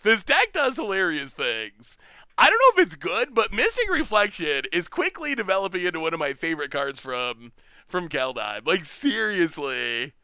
It just does really sweet things. Alright, can we actually beat this deck? I don't know, but... Oh. Well, we'll keep... This might... Yeah. This will probably end up being our last match of the stream. However, based on the performance tonight, we will definitely be playing more Mystic Reflection because, oh my goodness, is that sweet. Oh. I think I got a new crush. I think this is Vorinclex 2. Maxi J, welcome to the Fishbowl. Oh, or hello rather. But also, welcome. Good to see you. How are you today? Yeah, so we'll definitely be doing more Mystic Reflectioning. I wonder, so, okay, chat, here's a question. What is the sweetest thing we can do in Standard? What is the sweetest thing we can do in Standard with Mystic Reflection? Any ideas of Standard Mystic Reflection? Hello for the gift sub to Thrift Mitch. Welcome to the Fishbowl. Thank you so much for your subscription. Big soup cheer for you. Thank you.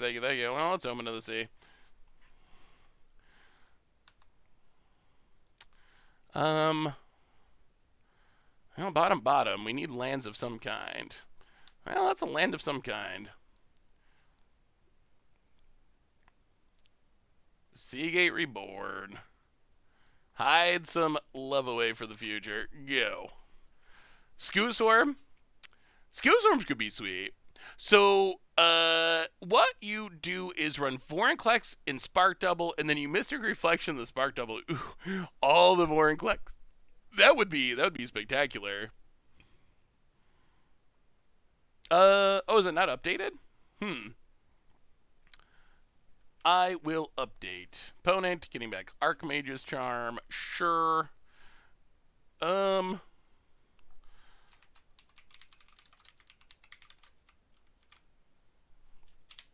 Should be updated. Opponent, passing.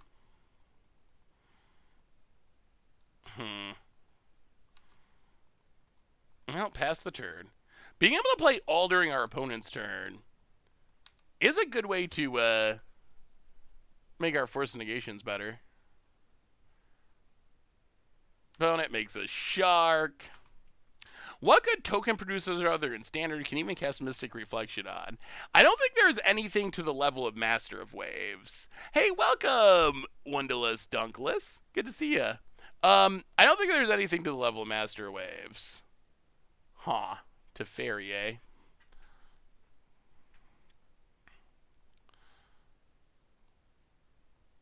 Let's just cast.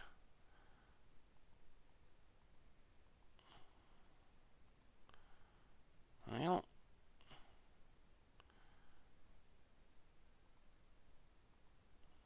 yeah, we really don't want that Teferi.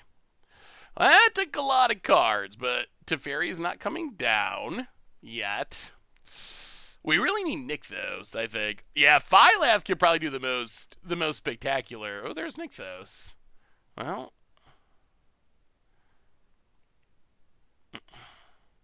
I mean, oh, we're short mana. We are short mana.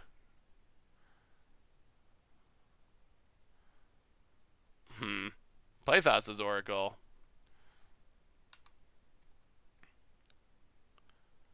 Get a...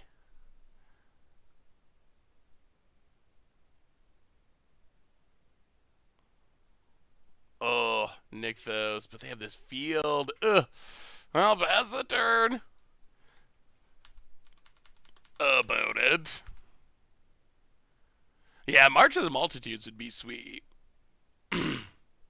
Oh, Reverend Hoplite could be a good one. That kind of has the same trigger as Master of Waves almost, or similar. Opponent gets and hits us with a shark. Sure. Down to 16. And...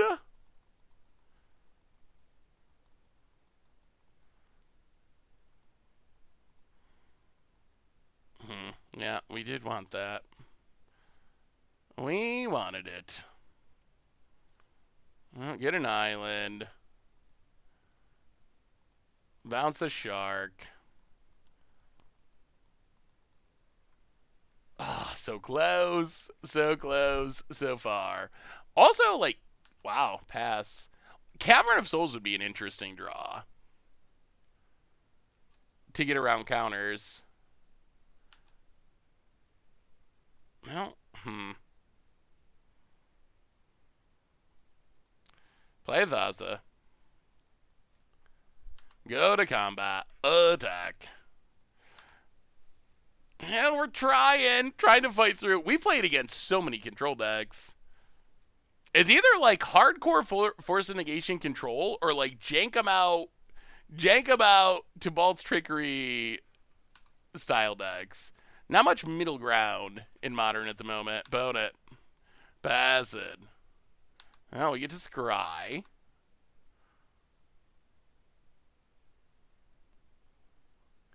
I mean, we have the combo so close to set up. All right, pass the turn. We just need a window. We need a window of our opponent like tapping out for something. So we can get through the counters. If we can make that happen, we can win. Ooh, Rise of the Red Man could be interesting too. I like that idea. Well, we'll keep Omen of the Sea.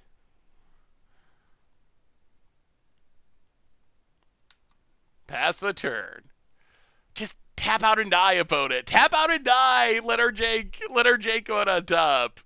So the thing is, you want things that make multiple tokens, ideally.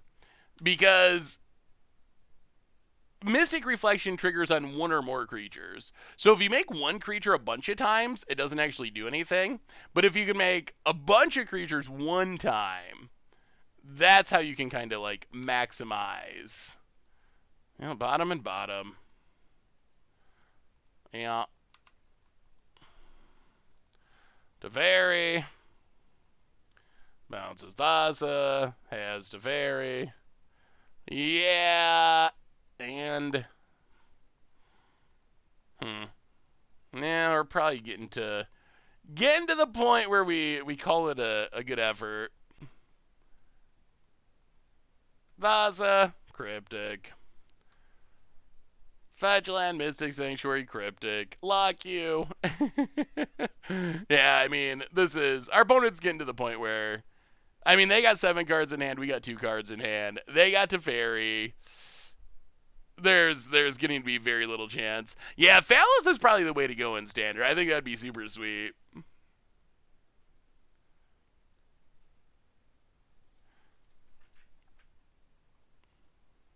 Yeah. All right.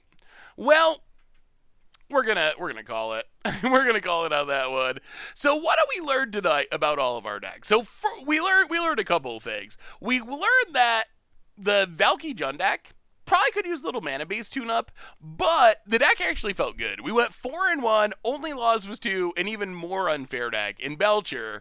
And then we pulled off some really just amazing against odds combos with Master of Waves. Like, this had some of the sweetest games that we'd ever had. The game where we made 9 Eidolon of Great Revels to kill our opponent with our own Rift Bolt. That was amazing. We comboed off with Master of Waves itself. It just did super spectacular, awesome things. So, this is a card that is moving very quickly off my list of cards that I want to brew around. So expect more Mystic Reflections in Modern or in other formats in the near future, because Mystic Reflection is just super, super cool. However, I think that that's probably going to bring us to the end of our stream for tonight. So, reminders on the way out the door, replay YouTube. If you missed any of the hilarity or the goodness of Jund, or our turn 1 Tibalt, or our turn 1 Blood Moon, or our 18 damage from Eidolon of Great Revels copying, that's where you can find it all. Also, normal YouTube. So there's a ton of stuff coming up. Commander Clash returns tomorrow on the Commander channel. There is a Modern Lunch Review tomorrow that you're not going to want to miss. It's a good one. Interesting one at a minimum. So check that out, along with all the other stuff. And one more reminder that our sponsor tonight is Card Kingdom. And if you need some magical cards, you can get them at cardkingdom.com. From Keldheim to Time Warps to Goblin Guides to whatever this thing is, Skyship Weatherlight, you get them at cardkingdom.com. Even get a free Scoop Soldier sticker. Most importantly, thank you to all of you. Seriously, y'all are amazing and awesome, and I love each and every one of you, and I hope you have a great weekend. Whether you're playing Magic or not playing Magic or watching the Super Bowl, I don't care. Have a great time. Enjoy it, and we will be back on Monday afternoon stream next week. So Monday afternoon, 2 Eastern, next stream, more fun. So until then, everyone, have an amazing night. Seriously, I appreciate you all. And yeah, see you Monday.